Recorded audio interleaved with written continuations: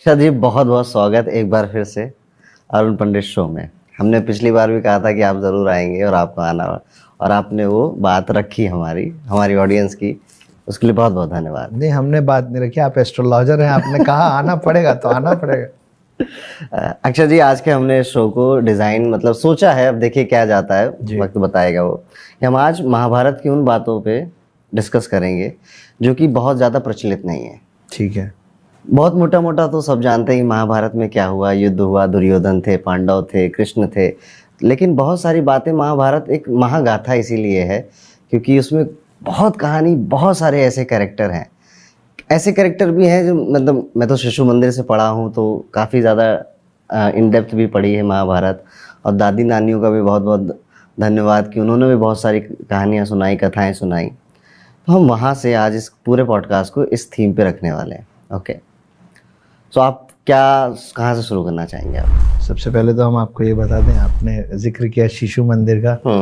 तो हम शिशु मंदिर से तो नहीं पढ़े, होली क्रॉस कॉन्वेंट स्कूल से पढ़े बचपन में। लेकिन ये कृपया सभी लोग सुन लें कि आप होली क्रॉस कॉन्वेंट स्कूल में भी पढ़ें तो शिशु मंदिर में जो महाभारत पढ़ाई जाती है या जो उनके सिलेबस में है, वो आप लोग हर किसी को, भारत में रहने वाले हर शख्स को एक बार रामायण और महाभारत आप पढ़ पाएँ तो बहुत अच्छा है।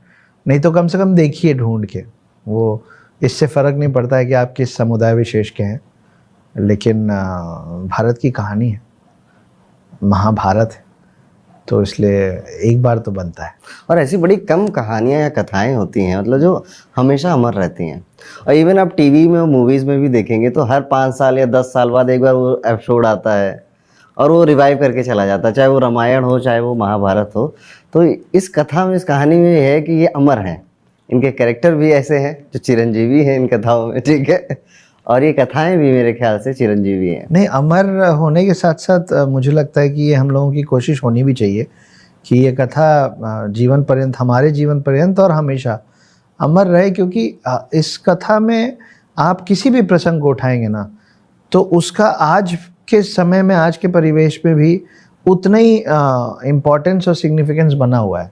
तो हम एक दूसरे को याद दिलाते रहें कि भाई कहानी के माध्यम से, महाभारत के माध्यम से समाज को, एक परिवार को, एक व्यक्ति विशेष को क्या सीख लेते रहनी चाहिए। क्योंकि क्या धूल चढ़ जाती है जब हम जिस घर में रहते होते हैं, उसके पर्दे, उसके दीवार, उसके आईने को भी पोंछना पड़ता है। जिस घर में आप रहते होते उसमें भी धूल चढ़ जाती है। तो जो चीज़ आप बहुत समय तक रख के छोड़ देंगे, उस पर कितनी परतें चढ़ जाएंगी धूल की। तो बीच बीच में ऐसे झाड़ते रहना चाहिए ताकि फ्रेशली सबको दिखता, समझता, आता होना चाहिए, कि समझता आए, बार बार दिखता रहे कि भाई इन चीज़ों को ख्याल रखना है। अगर आपको वो नहीं बनना है जिस वजह से लोग आज भी घरों में महाभारत नहीं रखना चाहते। महाभारत में एक खास बात ये भी मैंने देखी है कि उम्र के हिसाब से आपके फेवरेट कैरेक्टर बदल जाते हैं जी। When you are young, enthusiasm, तब आपको अर्जुन पसंद आता है। और जब आप लाइफ के संघर्ष, लड़ाइयाँ या अपनों से, रिश्तों से लड़ते हैं, तब आपको कर्ण पसंद आता है कि जब मुझे कोई नहीं समझता। और जब आप थोड़े और ओल्ड हो जाते हैं तो आपको भीष्म पसंद आने लग जाते हैं। उनकी नॉलेज, उनके फैसले लेने का तरीका पसंद आने लग जाता है। कुछ को दुर्योधन भी पसंद आते हैं, ठीक है। दुर्योधन को स्वर्ग भी मिला था एंड में, जो हम डिस्कस करेंगे अभी इस कथा में। तो महाभारत की कथा, महाभारत के जो 18 दिन के युद्ध हैं, उसे बहुत सालों पहले शांतनु से शुरू होती है। राजा शांतनु, सत्यवती, गंगा और देवव्रत। कुछ कहेंगे आप इस बारे में? यहीं से तो मतलब महाभारत, जिनको हमारे अभी के जेनजीज को तो बहुत कम पता है, लेकिन जिनको पता भी है, हमारे एज ग्रुप के जो लोग हैं, वो भी ज़्यादातर महाभारत पढ़ने की जगह देखे ज़्यादा है। तो अगर आप महाभारत देखेंगे भी ना, तो वो कहानी भी वहीं से शुरू होती जहाँ से आप बता रहे हैं। हाँ। कि कैसे वो गंगा से उनको प्रेम हो जाता है और उनको पसंद आ जाती हैं और मना कर देती हैं वो, और फिर एक शर्त के साथ, भीष्म शर्त। हाँ, भीष्म शर्त। तो जिन लोगों को नहीं पता उनको बता दिया जाए कि शर्त ये थी शांतनु से विवाह की, कि तुम मेरे किसी भी जीवन में, मेरे किसी भी निर्णय पे सवाल नहीं पूछोगे। ये एक बात ये होती है कि सवाल मत करना, एक होता है पूछ भी नहीं सकते। तो उनको इतना प्रेम था कि उन्होंने बोला हाँ ठीक है, मैं कोई सवाल नहीं पूछूंगा। और उसके बाद फिर जैसे जैसे उनकी संतान होनी शुरू हुई, वो एक एक करके उसको गंगा में बहा देती थी, और हर बार शांतनु मन महसूस कर रह जाते थे। अब वो क्यों बहा देती थी उसका एक और बैक स्टोरी है।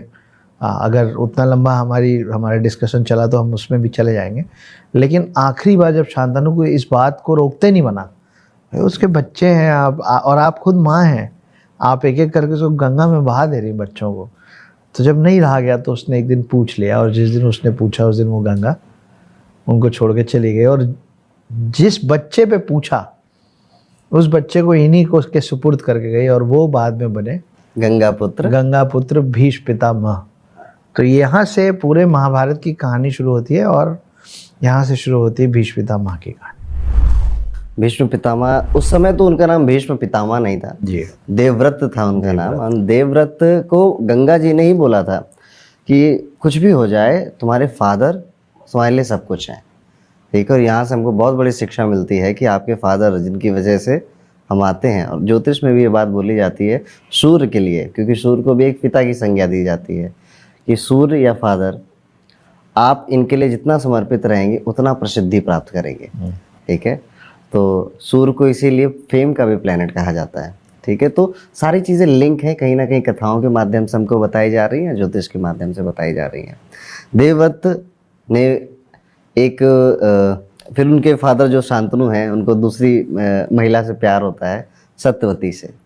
और सत्यवती की ये शर्त थी कि सत्यवती की फादर की एक्चुअली ये शर्त थी कि आपका जो बेटा है ज्येष्ठ पुत्र है वो कभी राजा नहीं बनेगा, और नहीं बनेगा इसी शर्त पे मैं आपसे विवाह करूंगी। हाँ, ये एक्चुअली बात यही है, लेकिन ये द अदर वे राउंड है। द अदर वे राउंड ऐसे है कि उनको तकलीफ इस बात की थी कि राजा से ब्याह करके मेरी बेटी राजा की ब्याहता बन के उसको क्या मिलेगा, उसको खुद के लिए कुछ चाहिए नहीं, और मेरे आने वाले जो संतान हैं जो मेरी बेटी से होंगे, मतलब मेरे जो नाती होंगे, वो कभी राजा बन ही नहीं सकते, क्योंकि उस समय का चलन था कि ज्येष्ठ पुत्र ही राजा बनते थे।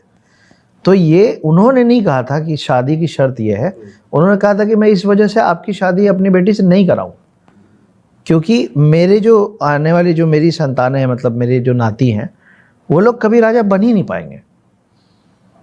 तब देवव्रत AKA उर्फ भीष्म पितामह, वहीं से उनका नाम भीष्म पितामह पड़ा था, कि वो आए, और जब उनको समझ में आया कि मेरे पिता इतने दुखित हैं, तो वो जाके उनके पिता को, सत्यवती के पिता को और सत्यवती को ये वचन दे आए थे कि मैं गंगा पुत्र भीष्म आज ये प्रण लेता हूँ कि कभी भी मैं सिंहासन पर नहीं बैठूंगा, राजा नहीं बनूंगा।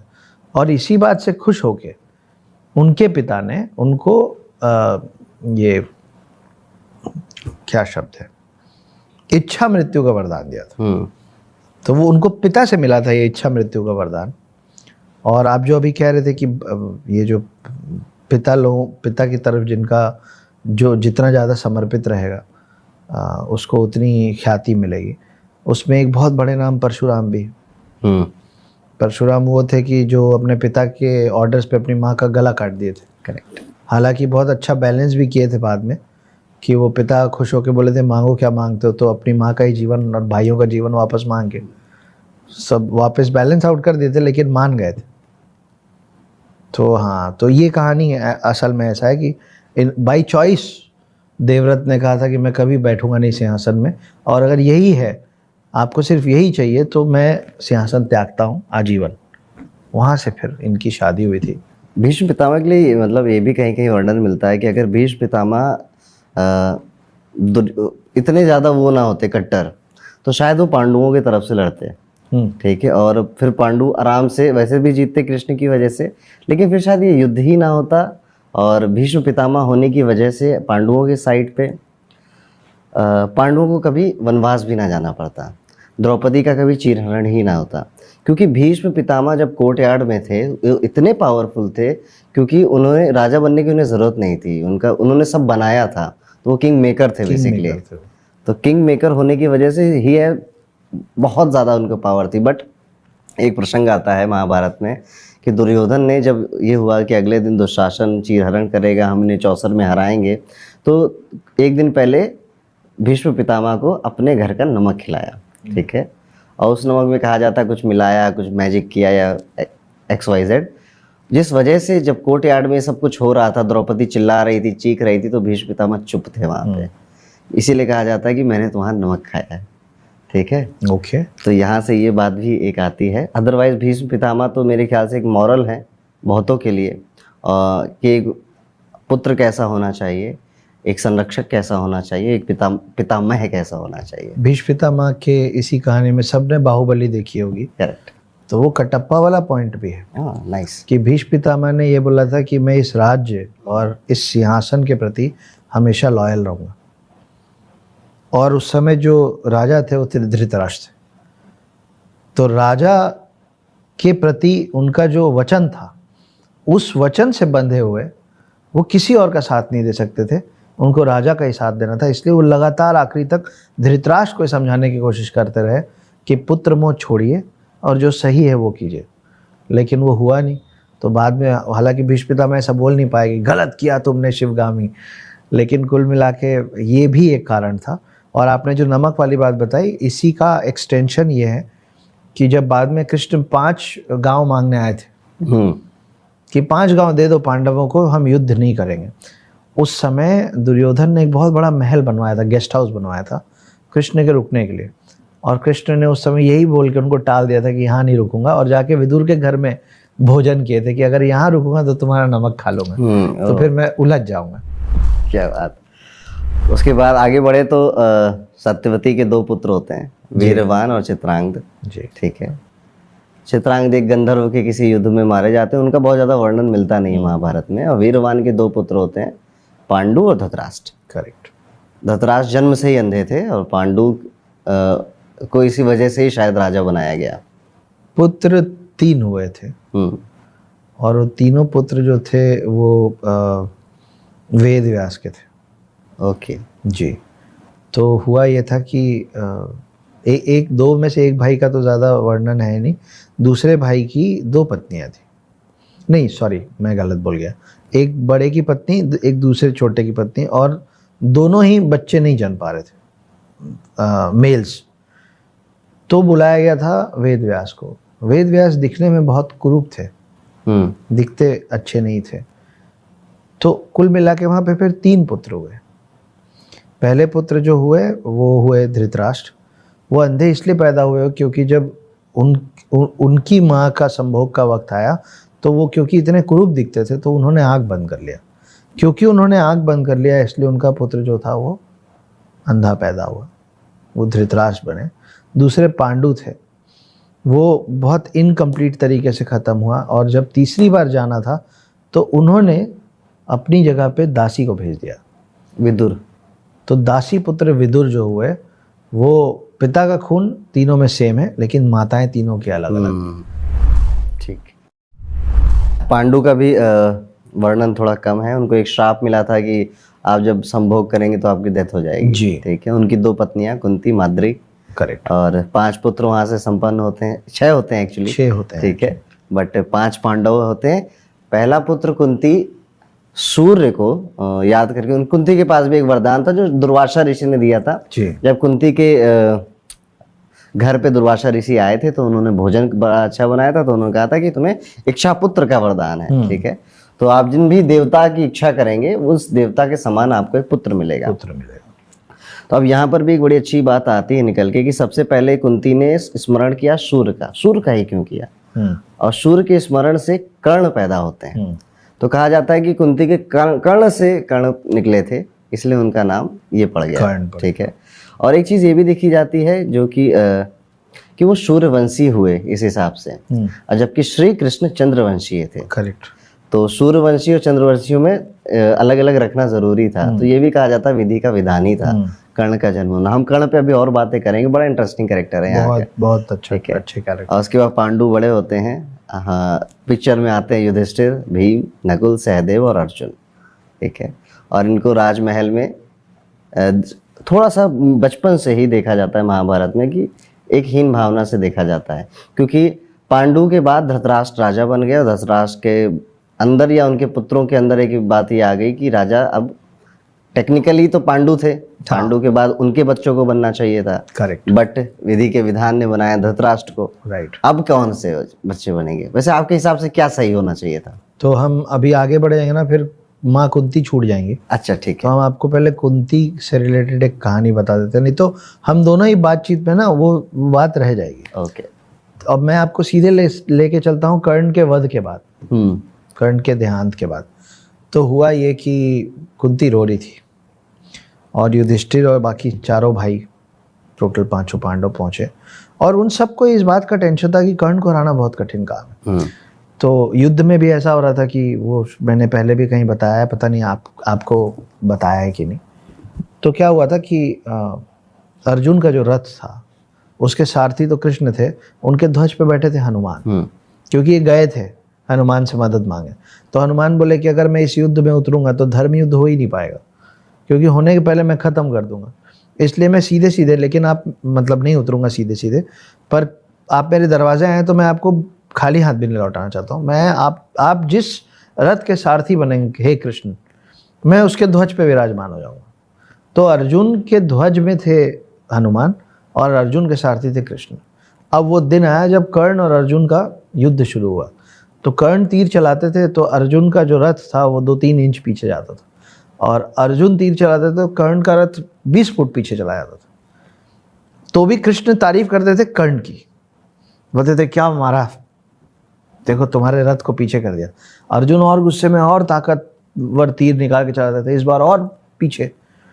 जब वो चला फिर 2-3 इंच ये पीछे हिलते थे तो कृष्ण बोलते थे क्या चलाया कर्ण।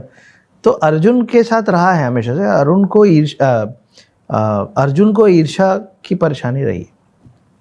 2-3 बार अर्जुन सुन लिए, बोले आप पहले डिसाइड कर लीजिए किसके साइड हैं आप मेरा मनोबल तोड़ रहे हैं। मैं मारता हूँ वो 20 फुट पीछे जाता है, वो मारता है मैं 3 इंच हिलता हूँ, आप तारीफ उसकी कर देते हो। तो फिर कृष्ण बोले अरे मूर्ख, वो जिस रथ पे का सारथी हूँ मैं, जिसके ध्वज पे बैठा है हनुमान, उसको 3 इंच हिला रहा है वो। अगर सोचो कि हम दोनों इस रथ में नहीं होते तो कहाँ जाते तुम, तो बहुत ज़्यादा बलशाली है तुमसे। और फिर जो भी हुआ गलत धोखे से मार दिया गया, जो भी हुआ। अब वो कर्ण को धोखे से क्यों मारा गया उसकी भी एक बैक स्टोरी, वो जाता है रामायण में। अच्छा। तो कर्ण की बैक स्टोरी, कर्ण और अर्जुन का संबंध जो है वो सिर्फ महाभारत से नहीं है। कर्ण, अर्जुन और कृष्ण, इन तीनों का संबंध रामायण से। कैसे? तो बाली, राजा बाली और सुग्रीव, वो राक्षस राजा बाली नहीं, बाली और सुग्रीव। भाई। तो बाली जो था वो बहुत बलशाली था, और उसके पास शक्ति ये थी कि वो जिससे लड़ेगा उसका आधा शक्ति ले लेगा। तो उसको हरा पाना इम्पॉसिबल था। अब राम सीता को ढूंढते ढूंढते सुग्रीव से मिले, और उनको सुग्रीव की दिक्कत पता चली। तो बोले ठीक है आप सामने से लड़िए, मैं पीछे से तीर मार के बाली का वध कर दूंगा। ये एकलौती बार ऐसा है जब मर्यादा पुरुषोत्तम राम ने थोड़ा सा छल किया था, कि धोखे से बाली को मारा गया था। तो ये बाली मर गया, सुग्रीव बने वानरों के राजा। फिर वानर सेना ने राम सेतु बना के मदद की राम की, फिर राम गए सीता को छुड़ाया, रावण मरा, रामायण खत्म हो गया। राम जब वापस अपने विष्णु अवतार में ऊपर पहुंचे वैकुंठ धाम में, तो वहाँ इंद्र और सूर्य आए और बड़े नाराज आए, बोले ये फाउल है, हम नहीं खेलेंगे हम नहीं खेलेंगे, आप फाउल करते हैं। तो विष्णु जी बोले मतलब अभी तो काम निपटा के आ रहा हूँ, तुम लोग को क्या हो गया। तब विष्णु जी को समझ में आया कि सुग्रीव जो था वो सूर्य का प्लेयर था, और बाली जो था वो इंद्र का प्लेयर था। वहाँ वीडियो गेम चल रहा है, और ये तय था कि बाली का जीतना तो तय है, बाली को तो कोई हरा नहीं सकता। लेकिन विष्णु अवतार राम बीच में आया और पूरा टेबल टर्न हो गया, कि जिसका जीतना तय था वो हार गया, जिसका हारना तय था वो जीत गया। तो सूर्य हार गए और इंद्र जीत गए ऊपर। तो विष्णु जी को जब समझ में आया कि यार कुछ और करने जा रहे थे, कुछ और गड़बड़ कराया हमें, तो बोले कोई बात नहीं, अगली बार जब जाऊंगा ना तो मैं उसको बैलेंस आउट कर दूंगा। अगली बार विष्णु आए कृष्ण अवतार में, इंद्र पुत्र अर्जुन का साथ दे के सूर्य पुत्र कर्ण को हरा के उनका मैटर इक्वलाइज कर रहे थे वो। खैर, तो फाइनली जब कर्ण मर गए और कुंती रो रही थी, तो ये पांचों पांडव को बड़ा टेंशन था कि यार कर्ण को नहीं हराएंगे तो हार निश्चित है। कर्ण मर गया तो मोटिवेशन लेवल बढ़ा हुआ था। पहुंचे कुंती को जब देखे तो युधिष्ठिर बोले कि आप क्यों दुखित हैं, आपके पांचों पांडव जीवित हैं, सुरक्षित हैं, और सबसे कठिन जिसको हराना था, 2-3 लोग थे जो सबसे कठिन थे, भीष्म पितामह, द्रोणाचार्य, कर्ण, अश्वत्थामा, ये 2-4 लोग थे जिनको लगभग असंभव, कृपाचार्य, ये लोग असंभव थे हरवाना। तो बोले आप क्यों दुखी हैं, आपको तो खुश होना चाहिए। उस दिन कुंती बताई कि वो मेरा ज्येष्ठ पुत्र था और तुम पांचों भाइयों को बड़ा भाई था। तब युधिष्ठिर क्योंकि झूठ नहीं बोलते थे, है ना, धर्मराज युधिष्ठिर थे, तो उनकी वाणी में भी बहुत शक्ति थी, वो जो बोल देते थे वो हो जाता था। तब वो नाराजगी से ये कुंती को अपनी माँ को श्राप दिए थे। वो बोले थे कि आज के बाद भारत भूमि में कोई भी महिला कोई भी बात अपने पेट में नहीं रख पाएगी। आपकी वजह से हम सबको पाप लगा कि हमने अपने भाई को मार दिया, क्योंकि आपने वक्त रहते बताया नहीं, बताते तो हम कुछ तो करते। तो अब से कोई महिला पेट में बात, तो हम जो मजाक में बात बोलते हैं कि औरतों के पेट में बात नहीं रहती, महिलाओं के पेट में बात नहीं पचती, इसका भी एक बैक स्टोरी है जो कि ऐसा कुछ इंटरेस्टिंग है। काफ़ी इंटरेस्टिंग है। इंद्र और सूर्य वाला भी मुझे पहली बार पता चल रहा है। इंटरेस्टिंग है। सो कर्ण से इतना लोग क्यों रिलेट करते हैं, मतलब कर्ण को बहुत लोग अच्छा मानते हैं, आपने गौर किया कभी ये इस बात पे? जी, कर्ण को अच्छा मानना ही पड़ेगा, आपके पास चॉइस नहीं है, आपके पास चॉइस ही नहीं, क्योंकि कर्ण ने कभी अपने जीवन में कुछ गलत किया ही नहीं।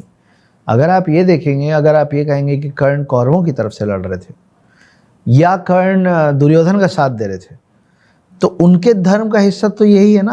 आज भाई आप और मैं अगर मित्र हैं और आपसे कोई गलती हो गई, मैं आपको बंद कमरे के अंदर जितना डांट लूं, लतेड़ लूं, लेकिन दरवाजे में कोई बाहर का आके खड़ा होगा तो मित्र का उत्तरदायित्व तो यही बनता है ना कि मैं आपको पीछे करूं और दरवाजे पर खड़े होकर बोलूं कि जो भी है भाई है मेरा, हाथ लगा के बताओ, मेरे होते हाथ लगा के बताओ। तो वो तो धर्म का हिस्सा हो गया ना कि आपने एक निष्ठा, और ये जो कर्ण जो अंगराज कर्ण बने थे, वो अंग देश था किसका? दुर्योधन का। तो आप लॉयल्टी देख लें या फ्रेंडशिप देख लें, हालांकि दोनों जुड़ी हुई चीजें हैं, लेकिन अगर आप उसको अलग अलग भी कर दें कि एक जानवर आपका दोस्त हो ना हो लेकिन आपके प्रति लॉयल होता है, एक सेवक आपका दोस्त मित्र हो ना हो लेकिन आपके प्रति आपको अपना सेवक लॉयल चाहिए ना, और मित्र तो चाहिए ही। तो वो एक ऐसा मित्र था जो सेवक भी था, जिसके पास कोई चॉइस ही नहीं था, उसको जितना भी पता होता कि मैं गलत साइड से लड़ रहा हूँ, वो खड़ा उधर ही रहता।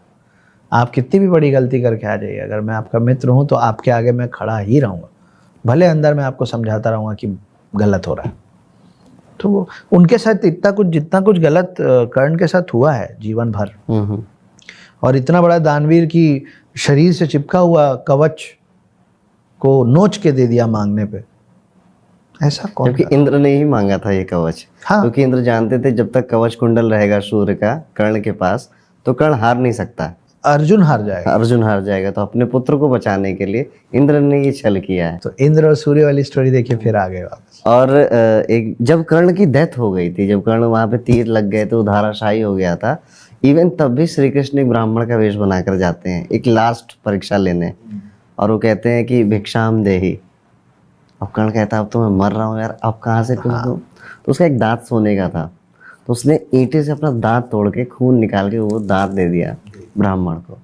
तब श्री कृष्ण ने कहा था कि तुम हमेशा दानवीर कर्ण के नाम से प्रसिद्ध रहोगे, चाहे जितने युग बदल जाएं। तो ये कर्ण के बारे में ये भी एक बड़ी अच्छी बात है। कुछ लोग इसे बुरा भी मानते हैं कि उसने द्रौपदी के साथ होने दिया, सब कुछ है। तो पॉजिटिव नेगेटिव हर साइड का है। हमने कर्ण की बात करी, हम थोड़ा सा आगे आ गए हमारी कथा में, वापस जाते हैं। तो पांडु ने जन्म ले लिया है हमारे, और पांडु अब राज्य में रह रहे हैं। द्रोणाचार्य उनको सिखा रहे हैं, द्रोणाचार्य सबको सिखाते हैं, वो राजगुरु हैं, ठीक है, पांडवों को और कौरवों को सबको सिखा रहे हैं। इस बीच में ही एकलव्य का भी एक छोटा सा वृतांत आता है जी। और एकलव्य के बारे में बहुत कम लोग जानते हैं कि एकलव्य ने गुरु द्रोण की मूर्ति बनाई, उनसे शिक्षा ली, मूर्ति से शिक्षा ली। फिर गुरु द्रोण को बहुत पसंद आता है, वो अंगूठा कटवा लेते हैं ताकि अर्जुन से बड़ा कोई धनुर्धर ना बन पाए।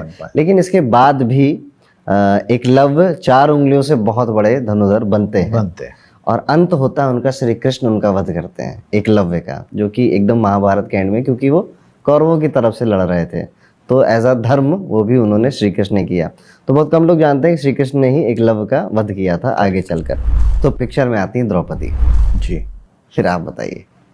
द्रौपदी की कहानी बहुत ज़्यादा इंटरेस्टिंग है, लेकिन द्रौपदी की कहानी समझने के पहले उनके पिताजी की कहानी समझनी पड़ेगी, जिसके बारे में लोगों को कम पता है। तो हम ऐसे भी कोशिश कर रहे हैं कि नई चीज़ें बताएं, है ना। तो द्रौपदी के जो पिता थे उनका नाम था द्रुपद, और वो राजा थे एक राज्य का जिसका नाम था पंचाल, पांचाल भी बोलते थे। तो पांचाल नरेश द्रुपद होते थे, इसीलिए द्रौपदी का दूसरा नाम पांचाली है। ओके। क्योंकि उनके राज्य का नाम पांचाल था। तो द्रुपद के बचपन में जाते हैं हम, भीष्म पितामह के बचपन में गए, अब द्रुपद के बचपन में चलते। तो द्रुपद जो थे वो जिस गुरुकुल में अपनी शिक्षा ले रहे थे, सारी युद्ध विद्या और अस्त्र शस्त्र सब सीख रहे थे, वहाँ पे एक और बच्चा था, उसका नाम था द्रोणा। ये दोनों बड़े अच्छे दोस्त थे, और द्रुपद ने द्रोणा को बोला था कि मित्र, अगर कभी मैं किसी राज्य का राजा बना ना, तो हम दोनों भाई जैसे दोस्त हैं, मेरा आधा राज्य तुम्हारा हो जाएगा। तो ये लोग एक संधि कर लिए थे ऐसे मुंह जबानी कि अगर मैं राजा बना तो आधा तुम्हारा। साल बीते, द्रुपद बड़े हुए, एक राज्य के राजा बने सच में। वो जो द्रोणा था तो बहुत गरीबी और दरिद्रता में जी रहा था, और ये सब भूल गए थे। एक दिन द्रोणा को याद आया, मेरा एक मित्र है, उसने मेरे को ऐसा ऐसा प्रॉमिस किया था। वो पहुँचे पांचाल, और पांचाल नरेश द्रुपद के पास गए और बोले, मैं तुम्हारा मित्र, तुमने ऐसा वादा किया था, मेरे को बहुत ज़्यादा ज़रूरत है मेरे को। और उन्होंने आधा राज्य मांगा भी नहीं था, कुछ चीज़ें, एक गाय दे दो, थोड़ी सी ज़मीन दे दो। द्रुपद वहाँ पलट गए, बोले कोई ऐसी बात नहीं हुई थी और मैं नहीं दूंगा। उस बात से वो ब्राह्मण आदमी द्रोणा जो है बहुत ज़्यादा हर्ट हुआ। तब जाके वो कुरुवंश का, हस्तिनापुर का गुरु बना, युद्ध गुरु, जिनको अब हम द्रोणाचार्य के नाम से आते हैं। तो द्रोण के पीछे आचार्य लगा तो द्रोणाचार्य हो गए। वो सारे पांडवों और कौरवों को तैयार किए। अब जब सब हो गया तो उस समय गुरु दक्षिणा का वो चलता था, प्रचलन था कि भाई फिर गुरु जो मांगे वो देना पड़ेगा, कि गुरु ने शिक्षा दे दी, अब आपकी बारी देने की। तो जब सब पांडवों ने बोला कि आप गुरु दक्षिणा मांगिए, तो द्रोणाचार्य ने उसी दिन पहले ही पांचाल नरेश को बोल के आया था कि मेरा एक शिष्य आएगा जो मेरे हक की लड़ाई लड़ेगा और तुम्हारा आधा राज्य छीन के ले जाएगा तुमसे। वो था अर्जुन। अर्जुन से गुरु दक्षिणा में आधा राज्य मांग लिए। अर्जुन गए, पूरे राज्य को हराया, आधा राज्य लाके इनके कदम में रख दी कि अब से। ये जो हार हुई द्रुपद की, इस बात से वो इतने ज़्यादा तिलमिला गए कि फिर वो अग्निदेव के सामने बहुत लंबी तपस्या की, और फिर उनको एक वरदान स्वरूप एक बच्चा हुआ, उसका नाम था दृष्टिद्युम्न। उसका पर्पस ही था द्रोणाचार्य को जान से मारना। उसको वो आया ही इसलिए था कि इसीलिए मांगा गया था। और साथ में जो एक बच्ची हुई वो है द्रौपदी।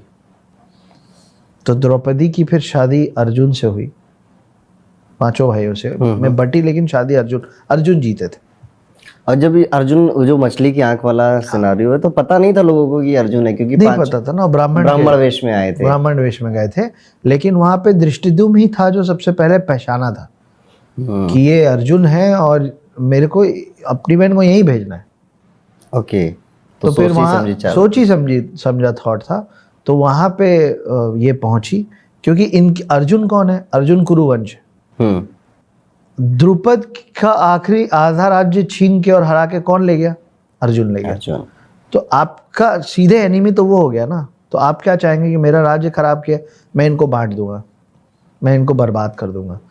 तो जब द्रौपदी आई, वहां से फिर जो द्रौपदी ने नाराजगी में कहा, कई जगह लिखा है बोला, कई जगह लिखा है नहीं बोला, ये अलग अलग है। उसके डिबेट में हम इसलिए नहीं जा सकते क्योंकि आप किस किताब को गलत बोलेंगे और किसको सही बोलेंगे।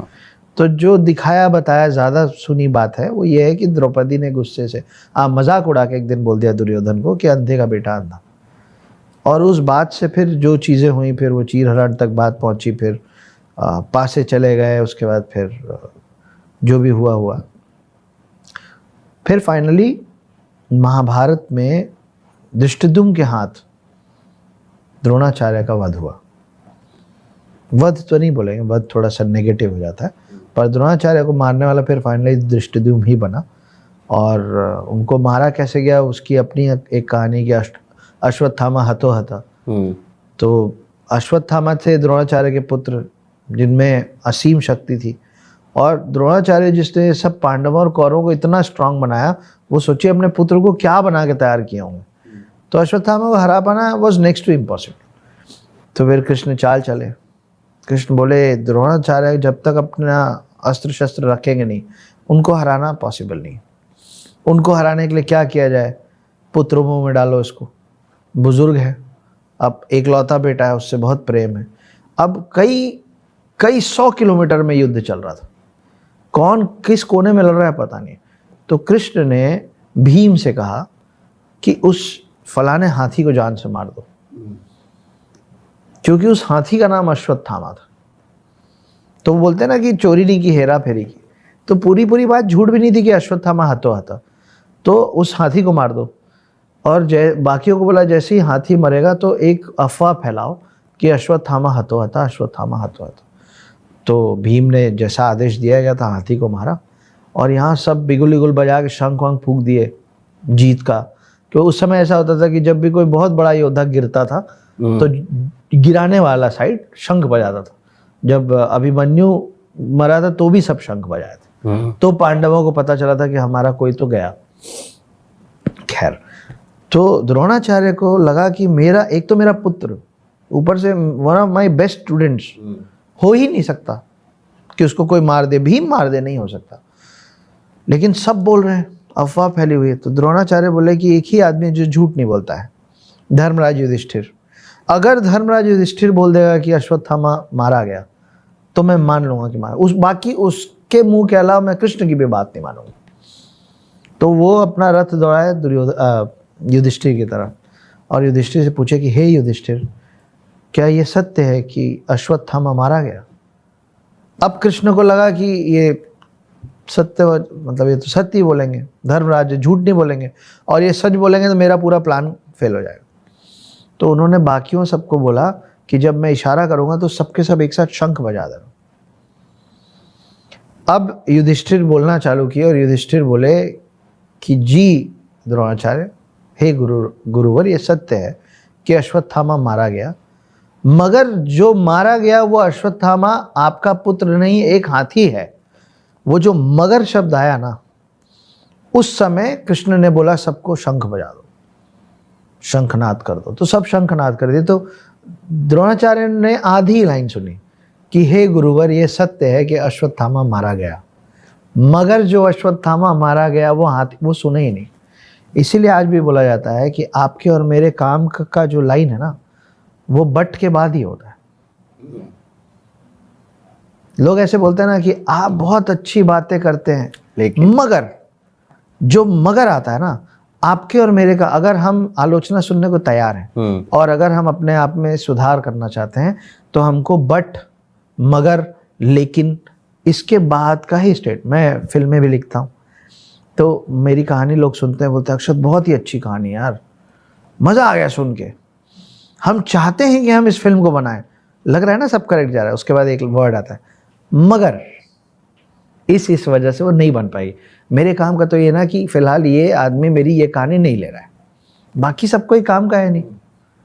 तो वो जो बात का लाइन नहीं सुन पाए, उस समय जो द्रोणाचार्य थे वो निराशा से, हताशा से उन्होंने अपने सारे अस्त्र शस्त्र डाले, और उस समय धृष्टद्युम्न ने निहत्थे द्रोणाचार्य का गला काट के उनको ख़त्म किया, जिसकी वजह से बाद में अश्वत्थामा ने 5 पांडव समझ के उनके बच्चों को रात को जाके शिविर में मारा, जिसकी वजह से उनको वो श्राप मिला, जिसकी वजह से वो अब 7 चिरंजीवियों में से एक, जिसकी वजह से हिडन हिंदू लिखी गई, जिसकी वजह से द हिडन हिंदू में उनको रोल मिला है। इंटरेस्टिंग। हम फिर से थोड़ा सा आगे बढ़ेंगे, क्योंकि ये कथा है ही ऐसी कि एक के बाद एक सारी चीजें लिंक हैं, जुड़ी हुई है, सब जुड़े हुई है। तो एक को समझो तो उसकी वजह से ये हुआ, फिर वो हुआ, डोमिनो इफेक्ट चल रहा है यहाँ पे। इसीलिए तो कह रहे हैं कि ये कथा अमर है अपने आप में। हमने बीच में पासों की बात करी, ठीक है जी और पासों से एक नाम निकल कर आता है Shakuni ji. And most interesting character of Mahabharat. Correct. और शकुनी ने ही बहुत सारे जो वृतांत हैं महाभारत में उनको मोड़ा है। और श्री कृष्ण के कहा जाता है कि चालाकी में अगर श्री कृष्ण है सामने तो महाभारत में कोई उनकी टक्कर ले रहा था तो शकुनी ही था। सो आपको कैसा लगता है शकुनी? देखिए, अगर शकुनी नहीं होते तो कृष्ण बहुत आराम से बहुत पहले दुर्योधन को 5 गांव के लिए राजी कर चुके होते। 5 गांव दुर्योधन दे देता क्योंकि कृष्ण के समझाने में वो बात थी। लेकिन दूसरी तरफ शकुनी ऐसा डेविल पावर बन के खड़े हुए थे कि उनको मालूम था कि अगर दुर्योधन ये बात मान गया तो महाभारत का युद्ध नहीं होगा। पर आपको बड़ा अचरज होगा जान के कि जो शकुनी था वो किसी का हितैषी वेलविशर नहीं था। शकुनी चाहता था कि महाभारत हो और भाई भाई के खिलाफ खड़ा हो और पूरा कुरुवंश एक दूसरे को बर्बाद कर दे, नष्ट कर दे। तो उसके लिए ज़रूरी था कि महाभारत हो। और अगर दुर्योधन कृष्ण की कोई भी बात मान जाता तो महाभारत टल जाता। तो कृष्ण की बात का वजन लगातार दुर्योधन के कान में गिराने वाला वो शकुनी था। पर शकुनी ऐसा क्यों करता था? उसके पीछे एक बहुत ज़्यादा इंटरेस्टिंग कहानी है। कहानी ये है कि हमको फिर भीष्म पितामह से मिलने जाना पड़ेगा, सॉरी, लेकिन मज़ा आएगा आपको। तो भीष्म पितामह द्रोणाचार्य भीष्म पितामह धृतराष्ट्र के लिए एक वधू ढूंढ रहे थे, क्योंकि ये अंधे थे धृतराष्ट्र, तो इनके लिए वधू ढूंढना आसान काम था नहीं। तो एक छोटा सा राज्य था जिसका नाम था गांधार, जिसके जो राजा थे उनको गांधार नरेश बोला जाता था। ये गांधार वही है जिसको आज के डेट में आप और हम अफगानिस्तान के अंदर कंधार के नाम से जानते हैं। वो छोटे से राज्य में जो उनकी जो प्रिंसेस थी, उनकी जो राजकुमारी थी, वो थी गांधारी। भीष्म पितामह बहुत ज़्यादा बलशाली, बहुत ज़्यादा ताकतवर थे, उनसे कोई लड़ने का सोच भी नहीं सकता था। वो पहुँचे और उन्होंने पूछा नहीं, उन्होंने फरमान सुना दिया कि हम आपकी बेटी को अपने कुरुवंश की वधू बना रहे हैं, हस्तिनापुर की रानी बनेगी। सबको मालूम था कि धृतराष्ट्र अंधे हैं, लेकिन वहाँ पे गांधार नरेश बहस नहीं कर पाए, रोक नहीं पाए, मना नहीं कर पाए। जिस बात की तकलीफ शकुनी को उसी समय से थी। ये तो हो गया, शादी हो गई। शादी के बाद भीष्म पितामह को पता चला कि गांधारी जो थी वो मांगलिक थी, जो कि इन्होंने बताया नहीं। तो पुराने समय में माना जाता था कि कोई मांगलिक है तो पहले उसकी शादी बकरे से या पेड़ से या कुत्ते से करवा दो, क्योंकि ताकि जो भी उस मांगलिक, ये आप मुझसे बेहतर बता पाएंगे, पर मांगलिक दोष जो है वो पति के ऊपर नहीं आएगा और जो भी नुकसान होना वाला होगा उसको हो जाएगा। तो कई अभी भी पीपल के पेड़ से घड़े से करवाते हैं, कुंभ विवाह कहते हैं, कुंभ विवाह कहते हैं, बकरे से करवाते थे, पेड़ से करवाते थे। तो ये बात जब भीष्म पितामह को पता चली कि ये मांगलिक थी और इसकी शादी धृतराष्ट्र के पहले एक बकरे से करवाई गई थी और बकरे की बलि दे दी गई थी, तो भीष्म पितामह चीटेड फील किए कि ये मेरे को पहले क्यों नहीं बताया गया, ये मुझे अब क्यों बताया गया। तो उस समय का रिवाज ऐसा होता था कि आपको जो बुलाते थे, जो आप जिसके अतिथि बन के जाते थे, वो निर्णय लेता था कि आपके टेबल पे क्या रखा है, आप क्या खाएंगे। अब वाला नहीं है कि अब जो मेहमान है उससे पूछा जाता है ना, आप बताइए क्या खाएंगे, फिर हम होटल में फ़ोन करते मंगा लेते। पहले ऐसा नहीं होता था, पहले आके बैठते थे, भोजन में जो परोसा जाता था वो मेहमान को खाना पड़ता था। तो भीष्म पितामह बोले गांधार नरेश को कि अपने पूरे कुनबे को लेके आइए, मैं सब लोगों का आवभगत करूँगा। तो छोटा सा राज्य, उसका एक कुनबा, सारे रिश्तेदारों को लेकर अब गांधार नरेश आना ही पड़ा, आ गए। जैसे ही वो आया उन सबको जेल में ठूस दिया गया। ओके। और भीष्म पितामह उनको एक मुट्ठी चावल देते थे रोज। जो शकुनी भी था इस जेल में? जी। Okay. Prince of Gandhar Shakuni. तो एक मुट्ठी चावल मिलता था, बोले इसी में सब लोग खा लो। अब एक मुट्ठी चावल में 4-4, 6-6 दाना मिल रहा था लोगों को, रोज लोग मर रहे थे। तो सारे लोग मिलकर डिसाइड किए कि भाई हमारा प्रिंस तो शकुनी है, ऐसे तो सब मर जाएंगे, लेकिन लीगेसी को आगे बढ़ाने के लिए कोई तो जिंदा चाहिए। अब ये सारे लोग वो अपने हिस्से का चावल खाना छोड़ दिए और पूरा एक मुट्ठी चावल दिया जाता था शकुनी को खाने के लिए। शकुनी रोज बैठ के वो एक मुट्ठी चावल खाता था और रोज अपने परिजन लोग को मरते हुए देखता था उस जेल के अंदर। इस बीच में भीष्म पितामह किसी युद्ध में निकल गए और वो लोग अंदर ही पड़े रह गए। जब तक भीष्म पितामह लौटे तब तक सब मर गए थे सिवाय शकुनी के। और आखिरी में शकुनी के अलावा मरने में जो लास्ट थे वो गांधार नरेश खुद थे। गांधार नरेश बहुत कमज़ोर हो गए थे। गांधार नरेश ने एक दिन शकुनी को बोला कि शकुनी, बस मुझे लग रहा है मेरे भी जाने का वक्त आ गया, मैं तुमको एक गिफ्ट देना चाहता हूँ, एक तोहफा देना चाहता हूँ, एक भेंट देना चाहता हूँ। तो बोले बोलिए। बोले खड़े हो और मेरे पास आओ। शकुनी चल के पास में गया।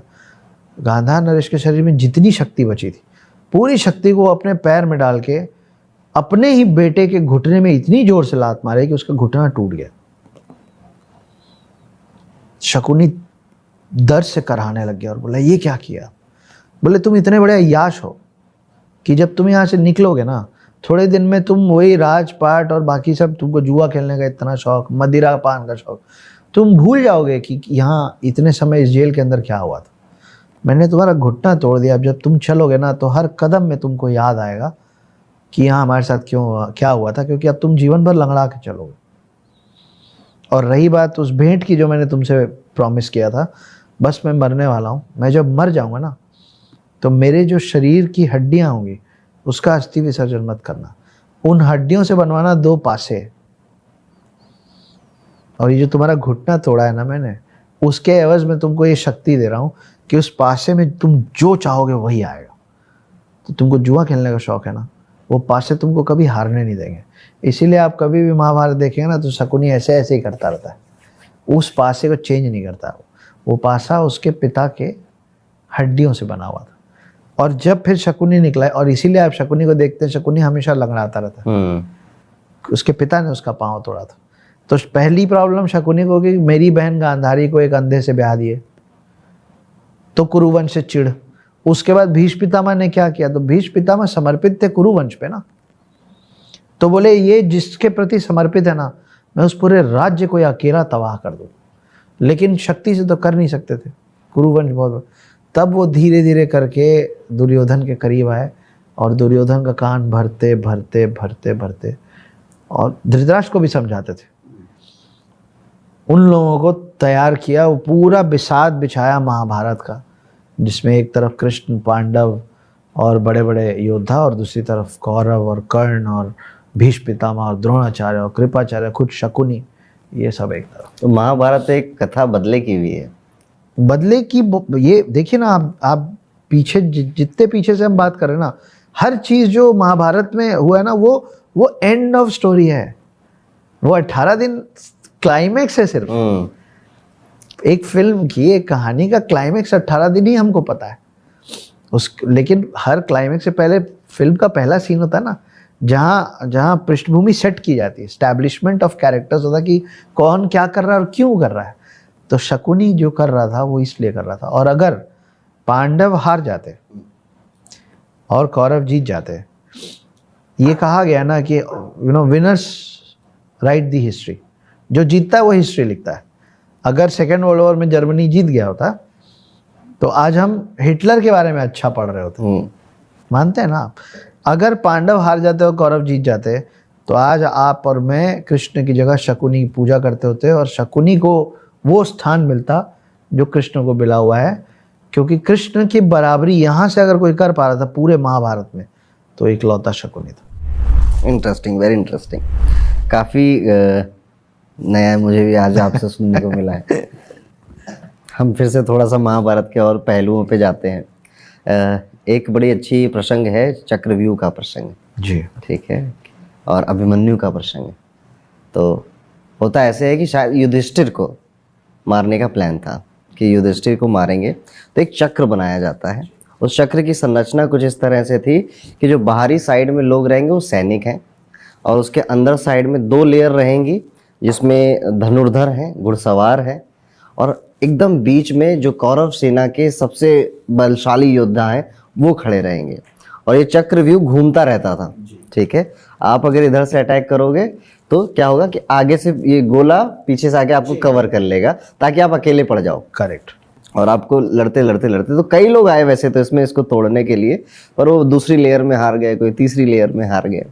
सिर्फ एक था जिसने अंत तक आया, और वो है अभिमन्यु। जी। सो अभिमन्यु की कथा बहुत बलशाली है, और अभिमन्यु के ही बेटे परीक्षित जी लास्ट में महाभारत में हस्तिनापुर को रूल भी करते हैं। करेक्ट। तो इसको बताना चाहेंगे, वो जो वृत्तांत था जब अभिमन्यु बीच में पहुंच जाते हैं। अभिमन्यु ने चक्रव्यूह भेदना कहाँ से सीखा था, कब सीखा था? पेट में सीखा था। ओके। अभिमन्यु अपनी माता के गर्भ में थे जब उन्होंने, अर्जुन अपनी पत्नी को बता रहे थे कि चक्रव्यूह कैसे भेदते हैं, और आधा सुनने के बाद उनकी पत्नी सो गई थी। तो अभिमन्यु ये सीख गए थे कि अंदर कैसे जाते हैं, वो सो गई थी, इसलिए अभिमन्यु सीख नहीं पाए कि बाहर कैसे आते हैं। मैं आपको जो इमेज भेजूंगा ना, उस इमेज में आप देखिएगा कि पेट के अंदर बच्चा जो ऐसे बंद होता है ना, उसका जो शेप होता है वो आपके और मेरे कान जैसा होता है। हाँ। सिर्फ उसका साइज बड़ा कर दीजिए, करेक्ट। वो कान जैसा होता है। तो उसको वो जो ज्ञान मिला था ना, वो किसी के कान के थ्रू मिला था। तो आप देखिए कि क्या कनेक्शन है कि वो बच्चे का जो पूरा जो साइज होता है और जो शेप होता है वो आपके कान जैसा होता है, और वो कान से होके उस तक वो बात पहुंची थी जो अधूरी रह गई थी।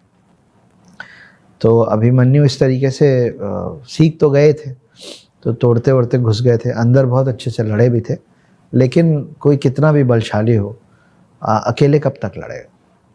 तो ये आप, कई लोग बोलते हैं कि महाभारत अपने घर में नहीं रखना चाहिए, है ना, अशुभ होता है। मैं बिल्कुल नहीं मानता हूँ इस बात को। महाभारत सबको अपने घर में रखना ही नहीं चाहिए। जैसे आप गीता पढ़ते हैं, रामायण पढ़ते हैं, वैसे महाभारत पढ़नी भी चाहिए।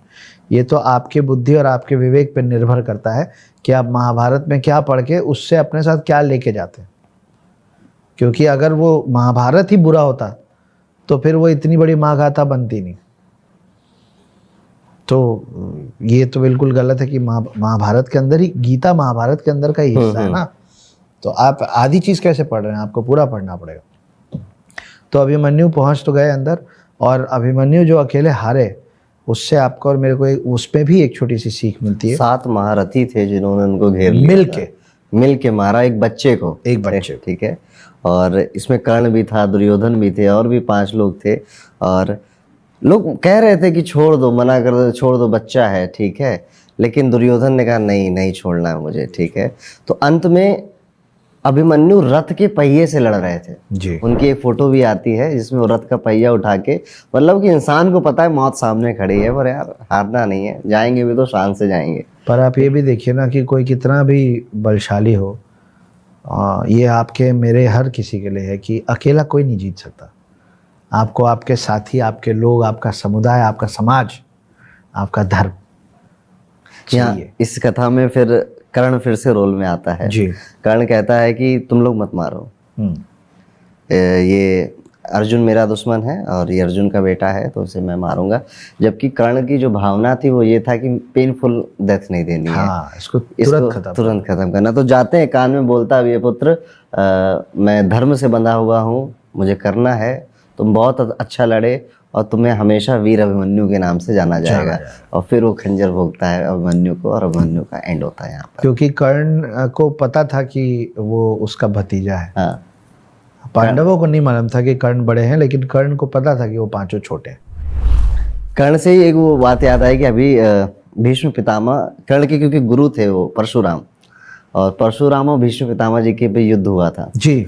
और वहां से एक और कैरेक्टर आता है शिखंडी, जो कि फिर भीष्म पितामह से युद्ध करता है लास्ट में। बहुत नहीं थी।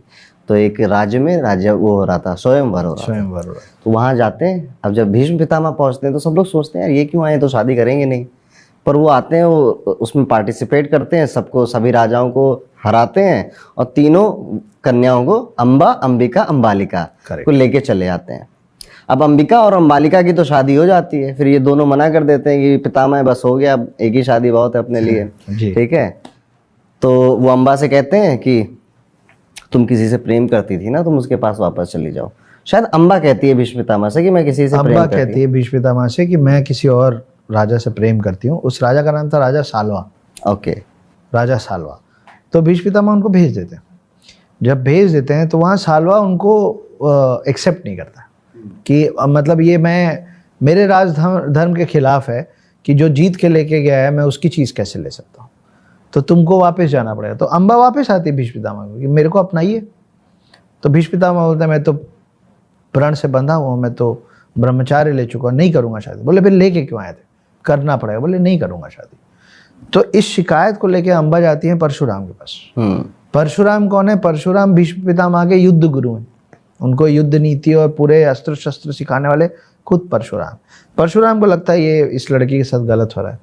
परशुराम अम्बा को लेके आते हैं भीष्म पितामह के पास और बोलते हैं इनसे विवाह करना पड़ेगा। बोले वो तो नहीं कर सकता, प्रण नहीं तोड़ूंगा। बोले दो में से एक चीज़ चुन लो, या तो इससे विवाह करो या मुझसे युद्ध। तो भीष्म पिता बोलते हैं मजबूरी है गुरुजी, आपसे युद्ध करूंगा। तो फिर वो युद्ध करते हैं और उसमें भीष्म पितामह परशुराम को युद्ध में हरा देते। तब परशुराम ने ये प्रण लिया था कि आज के बाद मैं कभी किसी क्षत्रिय, उनको तो आशीर्वाद दिए, भीष्म पितामह को तो आशीर्वाद दिए, पर बोले कि आज के बाद मैं किसी क्षत्रिय को अपना युद्ध ज्ञान दूंगा नहीं। किसी को भी दूंगा पर क्षत्रियों को नहीं दूंगा। वहां से अम्बा जो है, पहले हम भीष्म पितामह की कहानी खत्म कर लेते हैं। परशुराम की ये कहानी और दूसरे एक लाइन पकड़ के दूसरी तरफ जा रही है। वापस हम कर्ण के पास चले। तो भीष्म पितामह मना कर देते हैं, परशुराम हार चुके हैं।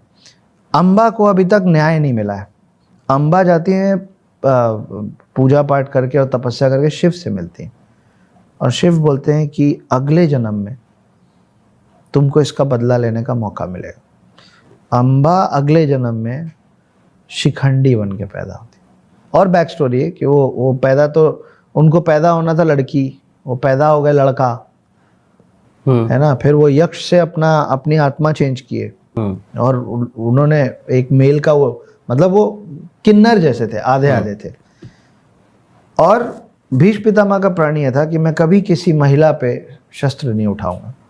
तो फाइनली अम्बा जो शिखंडी के रूप में दोबारा पैदा हुई, वो भीष्म पितामह को पता था कि ये अम्बा ही है और वो उसके ऊपर अस्त्र नहीं उठाना चाहते थे। तो शिखंडी के पीछे से छुप के शिखंडी को एज वेपन, मतलब एज शील्ड, कवच, हाँ, ढाल स्वरूप उपयोग करके फिर अर्जुन ने भीष्म पितामह को मारा और उसमें शिखंडी के बिना वो पॉसिबल नहीं था। तो शिखंडी कारण बनी भीष्म पितामह को शयन शैया तक ले जाने की, तीर शैया तक ले जाने की। 51 दिन वो तीर शैया पे पड़े रहे और उसके बाद उन्होंने इच्छा मृत्यु से अपना शरीर त्यागा। ये कहानी शिखंडी की है जो कि अम्बा थे। अब हम आ जाते हैं परशुराम हारने के बाद उन्होंने जो एक प्रण ले लिया था कि आज के बाद कभी क्षत्रियों को नहीं सिखाऊंगा। उनके साथ फिर एक और खेल होता है परशुराम के साथ। परशुराम ब्राह्मण को सबको सिखा रहे थे। एक बच्चा आया, वो बोला मैं ब्राह्मण हूँ, मेरे को सिखा दीजिए। उन्होंने अपना शिष्य बना के रख लिया और वो बहुत गजब का सीख रहा था, मतलब बेस्ट प्रोडिजी बोलते हैं ना, बेस्ट शिष्य, वैसा बन गया था, गजब सीख रहा था। तो एक दिन परशुराम दोपहर में खाना खा के उसकी गोद में सो गए। जब वो सोए हुए थे तो वहाँ एक बिच्छू आया और परशुराम तक ना पहुँच जाए तो उसने बिच्छू को हाथ से पकड़ लिया। बिच्छू डंक कई बार मारा, बच्चे ने उफ नहीं की। जब परशुराम की नींद खुली, और नींद भी खुली इसलिए क्योंकि वो उसका खून बह के उनके गाल पे या हाथ पे कहीं टच हुआ, तो उस खून में जो उबाल था, उस खून में जो गर्मी थी, उससे उनकी नींद खुली। और जब वो उठे तो उन्होंने बोला कि कोई ब्राह्मण, कोई सूत पुत्र, कोई भी और समुदाय में इतनी सहनशीलता नहीं होती कि वो इस तकलीफ को इतनी चुपचाप इसलिए झेल लें कि गुरु सोया हुआ है। तुम झूठ बोल रहे हो ना हो तुम क्षत्रिय हो। और तब वो बच्चा बोला कि हाँ मैं क्षत्रिय हूँ, मैंने आपसे झूठ कहा क्योंकि मुझे आप ही को गुरु बनाना था। वो जो बच्चा था वो था कर्ण। तो फिर परशुराम ने उनको ये श्राप दिया कि जब तुमको मेरी दी हुई विद्या की सबसे ज़्यादा ज़रूरत पड़ेगी उस समय तुम मेरी विद्या भूल जाओगे। ये वही वक्त था जब वो पूरी विद्या भूले और फिर अर्जुन भारी पड़ा। नाइस, सब कनेक्टेड है। ऐसे ही हमने द्रौपदी की जैसे बात करी तो द्रौपदी का चीरहरण का एक वृतांत आता है जी, जिसमें चौसर के खेल में शकुनी जी बुलाते हैं कि आओ चौसर का खेल करो, फ्रेंडशिप गेम है, ठीक है। चौसर बेसिकली सट्टा लगाओ, ठीक है, करेक्ट। तो आपके पास जो है वो आप लगाओगे। इधर दुर्योधन की तरफ से पासे फेंक रहे थे शकुनी, और इधर पांडु की तरफ से युधिष्ठिर पासे फेंक रहे थे। तो एक के बाद एक ये लोग हारते चले जाते हैं, बीच बीच में थोड़ा थोड़ा जिता भी देता है कि हाँ फेयर चल रहा है। और ऐसे करते करते पहले इनके वस्त्र जाते हैं, इनके गहने जाते हैं, सब कुछ इनका धीरे धीरे चला जाता है, एक गांव, राज्य, सब कुछ चला जाता है। उसके बाद ऐसी बुद्धि भ्रमित होती है कि ये द्रौपदी को दांव पे लगा देते हैं और उसके बाद द्रौपदी को भी हार जाते हैं। द्रौपदी से भी पहले ये पहले खुद को हारते हैं। युधिष्ठिर कहते हैं ये मेरा भाई है अर्जुन, मैं इसको दांव पे लगाता हूँ, भीम को दांव पे लगाता हूँ, नकुल को दांव पे लगाता हूँ, सहदेव को दांव पे लगाता हूँ, इनको हार के मैं खुद को दांव पे लगाता हूँ। फिर जाके वो द्रौपदी को दांव पे लगाते हैं और जब द्रौपदी को दांव पे वो लगाते हैं उसके बाद अब द्रौपदी इनकी हो गई, दुर्योधन की टीम की। उसके बाद दुशासन को भेजा जाता है, वो जटाओं से, वो वृतांत काफ़ी खतरनाक भयानक सा है कि बड़ा अपमान करके उनको घसीटते हुए, सोचिए किसी रानी को इस तरह से सीढ़ियों पे घसीटते हुए भरी सभा में लेकर आया जा रहा है। वो मतलब द्रौपदी का जो दुख है उस समय, द्रौपदी का कई जैसे टीवी सीरियल में हमने देखा है ना, वो महसूस होता है कि ये दुख बहुत ही ज़्यादा तीव्र है। और द्रौपदी वहाँ पे बड़ी न्याय संगत बात कहती हैं कि जो युधिष्ठिर खुद हार चुके हैं अपने आप को, उनके पास अब ये क्या वो है कि वो मुझे दांव पे लगाए, मुझे कैसे दांव पे लगा सकते, क्या इसका न्याय है? हारा हुए व्यक्ति के पास कैसे कोई पावर है कि वो मुझे लगा दे? तो ये भी इसका जवाब कोई नहीं देता। ठीक है, देखिए ये इसी समय से ना चीज़ें बिगड़नी शुरू हुई हैं हमारे धर्म में भी और उसके आगे भी। क्योंकि आपने कभी स्वयं वधू नहीं सुना होगा, आपने कभी स्वयं वधू नहीं सुना होगा, है ना? स्वयंवर ही, अभी मीका पहली बार स्वयं वधू की हैं, वो सब की बात नहीं कर रहा हूँ, लेकिन जेन्युइनली अगर आप देखेंगे तो आपने स्वयं वधू कभी नहीं सुना होगा। स्वयंवर ही होता था। क्यों स्वयंवर होता था?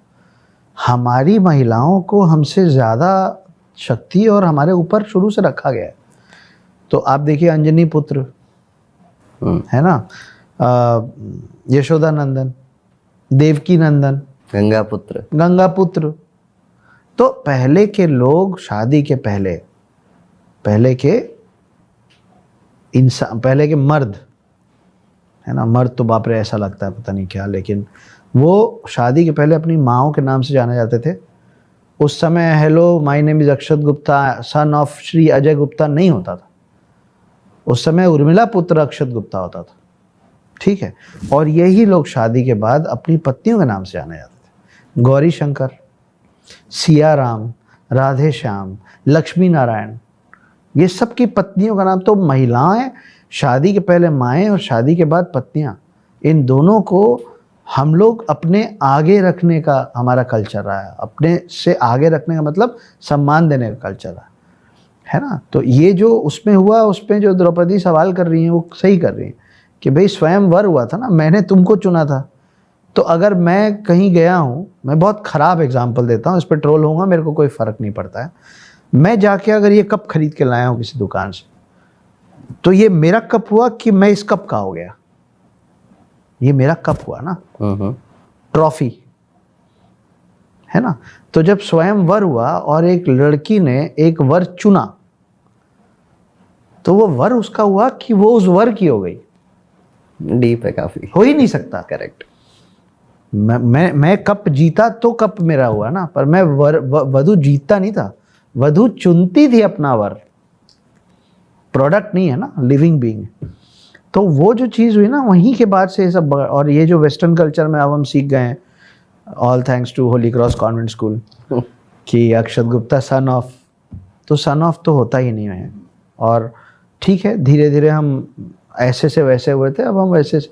इसीलिए मैं बहुत प्राउडली ये बोलता हूँ कि my name is Akshat Gupta, I am a full time house husband. मैं मजाक में बोलता हूँ, पर हाँ, मुझे बुरा नहीं लगेगा अपनी पत्नी का नाम अपने पहले लेने का। और अभी मेरे छोटे भाई का 2 साल का बेटा है, अरुण भाई, 2 साल का। अगर आप उससे पूछेंगे ना कि बेटा आप अपना पूरा नाम बताइए, उसको लगता है कि उसका पूरा नाम ही अनंता पुत्र अगस्त्य गुप्ता है। उसको ये मालूम ही नहीं कि अनंता पुत्र मतलब मम्मी का नाम। उसको लगता है उसका फुल नेम है अनंता पुत्र अगस्त्य गुप्ता। तो वो जो हम बात कर रहे हैं ना, वो कई लोग ऐसे सोचते होंगे सुन के हम लोगों की, बोलना बहुत आसान है, खुद क्यों नहीं कर लेते? कर रहे हैं, खुद भी कर रहे हैं, अपने घर में सुधार शुरू कर दिया है, आप भी कीजिए। तो हम द्रौपदी पे थे, द्रौपदी का चीरहरण वहाँ पे फिर दुशासन करता है, और द्रौपदी के पापा भी एक ही थे उनका नाम द्रुपद था। फिर आते हैं पिक्चर में नारायण जी, और द्रौपदी का वस्त्र खत्म ही नहीं होता है, खत्म ही नहीं होता। और जिस वजह से उनकी लाज बचती है। इसके पीछे भी एक बैक स्टोरी है कि श्री कृष्ण को उन्होंने पट्टी बांधने के लिए अपना एक साड़ी का पल्लू बांध के दिया था, जिसका कर्ज श्री कृष्ण चुकाते हैं। और इसी पूरे वृतांत में फिर पांडव कसम खाते हैं एक एक करके। द्रौपदी ये प्रण लेती हैं कि जब तक मैं इसके खून से अपना बाल नहीं धोऊंगी, तब तक मैं अपनी चोटी में की गांठ नहीं खोलूंगी। तो इस तरह का फिर यहाँ से वो खून में उबाल और कहानी टर्न मारती है। और इसके बाद ये होता है कि अच्छा चलो लड़ाई माफ़ करो, 12 साल का वनवास, 1 साल का अज्ञातवास, इतना सब कर लो। लोगों को इस अज्ञातवास के बारे में बहुत कुछ नहीं पता, इस पे कुछ कहेंगे आप? जी, अज्ञातवास लोगों को ये नहीं पता कि अज्ञातवास का मतलब क्या होता है। अज्ञातवास बड़ा इंटरेस्टिंग सा एक पार्ट था उसमें कि वनवास में तो कोई बात नहीं, जहाँ भी हो चलेगा, लेकिन रहना ऐसे मतलब ऋषि मुनि जैसे, सन्यासी जैसे रहना है। लेकिन अज्ञातवास वो 1 साल था जिसमें अगर दुर्योधन ने इन लोगों को ढूंढ लिया तो फिर से 12 साल का वनवास काटना। तो दुर्योधन ने उस समय अपनी पूरी शक्ति लगा दी थी, सब कुछ लगा दिया था इन लोगों को ढूंढने में। और वो वही वक्त है जब ये लोग अलग अलग रूप में छुपे हुए थे, जिसमें अर्जुन किन्नर बन के छुपे थे, भ्रीनला नाम जी। और नकुल और सहदेव घोड़ा संभालते थे, दूसरे राज्य के का अस्तबल संभालते थे। भीम जो थे वो शेफ बने हुए थे और ये सलाहकार बने हुए थे।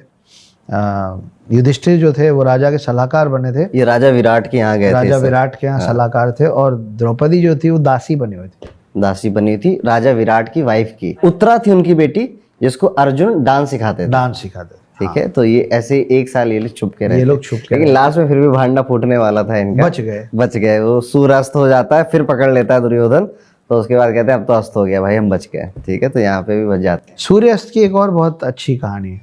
अभी जो चक्रव्यूह जिसने रचा था अभिमन्यु को मारने के लिए, तो जब अर्जुन को ये पता चला था तो अर्जुन बहुत तकलीफ में थे और अर्जुन बहुत गुस्से में उन्होंने ये प्रण ले लिया था कि कल सूर्यास्त के पहले अगर मैं तुमको नहीं मारूंगा तो मैं आत्मदाह कर लूँगा।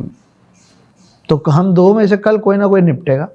अगर सूर्यास्त तक मैं तुमको नहीं मार पाया तो खुद को ख़त्म कर दूंगा। और पूरा जो ये कौरव थे ना और उनकी पूरी सेना वो इस पे लग गई थी कि अर्जुन का खात्मा तय है, हमको सिर्फ एक काम करना है, इस फलाने को बचा लो। कुछ भी हो जाए, अर्जुन इस तक अगर नहीं पहुंचेगा तो अर्जुन अपना प्रण के चक्कर में खुद निपट जाएगा, तो अर्जुन को मारने की जरूरत नहीं पड़ेगी। और अर्जुन गया तो पांडवों का खेल लगभग खत्म है, फिर हम जीत जाएंगे। यहाँ कृष्ण जी ने फिर एक बार छल किया था।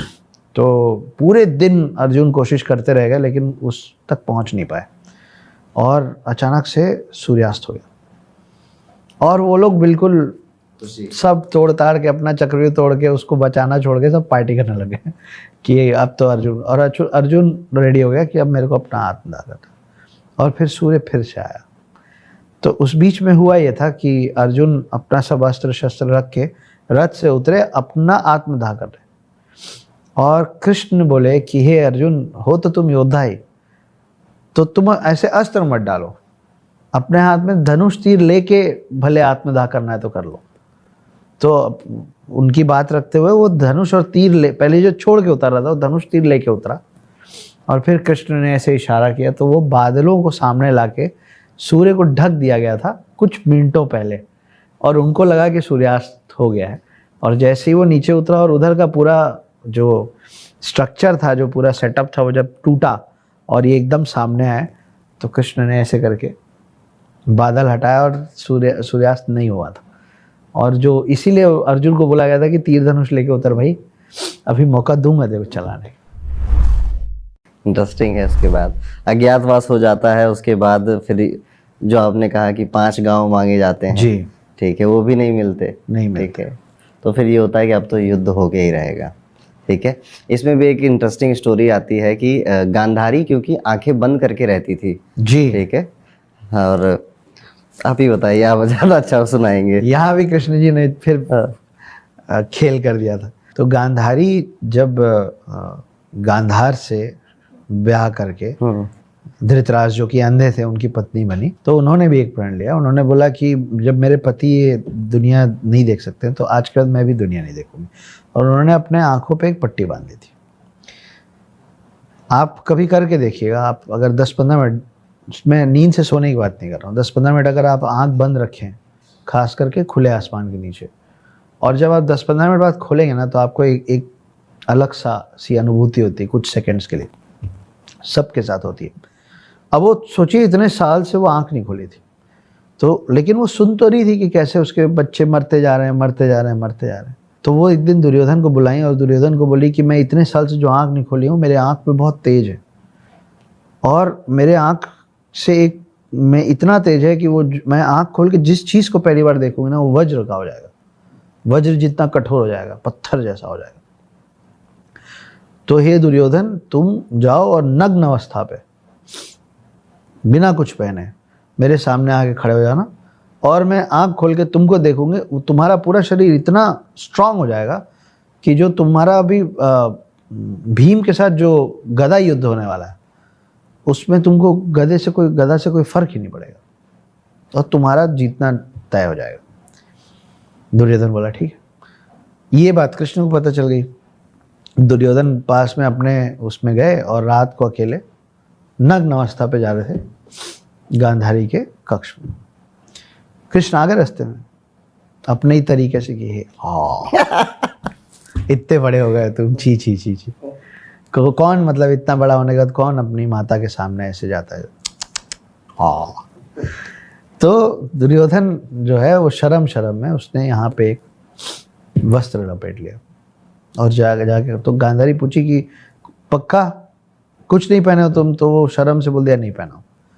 गांधारी ने आँख खोला और पूरा देखा, पूरा शरीर उसका इतना कठोर हो गया, लेकिन जितनी जगह को वो शर्म में लपेट लिया था वो रह गया कमज़ोर, उसमें उसके जांग थे। तो जब अगले दिन युद्ध शुरू हुआ, अब वो भीम मारे पड़ा है, उसके पूरे शरीर में ना सर में लग रहा है, ना जबड़ा टूट रहा है, ना छाती में कुछ हो रहा है, कहीं चोट नहीं लग रही, आराम से खड़ा है, हंस रहा है। तो फिर कृष्ण ने उसको इशारा किया कि जांग पे मारो। तो फिर जांग पे मारे, जांग फटा, वहां से जो खून बहना शुरू हुआ, तब जाके दुर्योधन का अंत हुआ था। तो यहाँ पे महाभारत खत्म होती है जी। लेकिन उसके बाद कई सारी कथाएं और हैं। हमने बीच में आपने बात कही थी कि जब कर्ण तीर मारता था तो रथ 2 इंच पीछे जाता था जी। और जब अर्जुन तीर मारते थे तो उसका 10 फुट या 11 फुट पीछे चला जाता था, पर तारीफ होती थी कर्ण की। तो जब ये युद्ध खत्म हुआ तो उसके बाद अब रथ की जरूरत नहीं पड़ी, तो श्री कृष्ण उतरते हैं, सभी ब्रह्मास्त्र या जितने भी अस्त्र दिए गए थे अर्जुन को युद्ध लड़ने के लिए देवताओं से, वो अस्त्र चले जाते हैं और अंत में हनुमान जी उड़ जाते हैं, और जैसे वो उड़ते हैं वो पूरा रथ धाराशाही राख राख हो जाता है। ठीक है, तो वहाँ पे वो बात सत्य हो जाती है श्री कृष्ण की कि ये रथ ऐसा ही था तुम्हारा, तो कर्ण इसलिए ज़्यादा बलशाली था तुमसे। हाँ, क्योंकि हम रुके हुए थे, बैठे हुए थे, इसलिए वो रथ खड़ा हुआ था। तो यहाँ पे ये बात आती है। उसके बाद धीरे धीरे करके लोग जाते हैं, लाशों का ढेर लगा है, लाशें साफ हो रही हैं, सारे भाई बंधु मर गए हैं, और उसके बाद राज्याभिषेक होता है खाली हस्तिनापुर में जी। और राजा बनते हैं। 36 साल के लिए पांडव राज करते हैं। 36 साल के बाद कई सारी ऐसी घटनाएं होने लग जाती हैं जिस वजह से पांडवों को लगता है कि अब हमारा भी बैकुंठ जाने का या स्वर्ग जाने का समय आ गया है।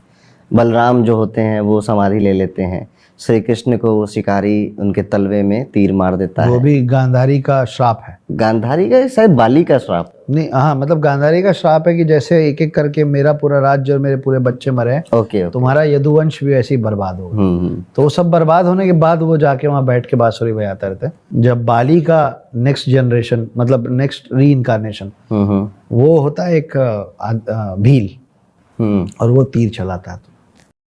तो भील बेचारा वो इस टाइम पीरियड में बड़ा वो कहता भी है कि वो होगी गलती होगी, तो श्री कृष्ण कहते हैं कि नहीं, ये तो विधि का विधान है, ये हिसाब बराबर हुआ है। मैं राम स्वरूप में राजा बाली को पीछे से मैंने तीर से मारा था, तुम उनके पुनर्जन्म हो, तो जो मैंने तुम्हारे साथ किया था वो तुम मेरे साथ कर रहे हो, मेरा पिछले जन्म का पाप काट रहे हो तुम, तो दुखी मत हो।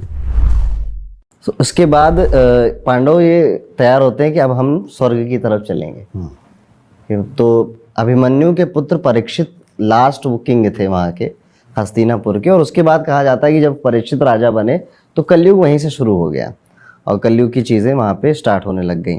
तो अब ये इसका भी एक अच्छा वृतांत है कि 5 पांडव जा रहे हैं स्वर्ग की तरफ, और द्रौपदी उनके साथ ही। जब ये लोग अपने राज्य से निकलते हैं तो एक कुत्ता भी इनके पीछे चल जाता है।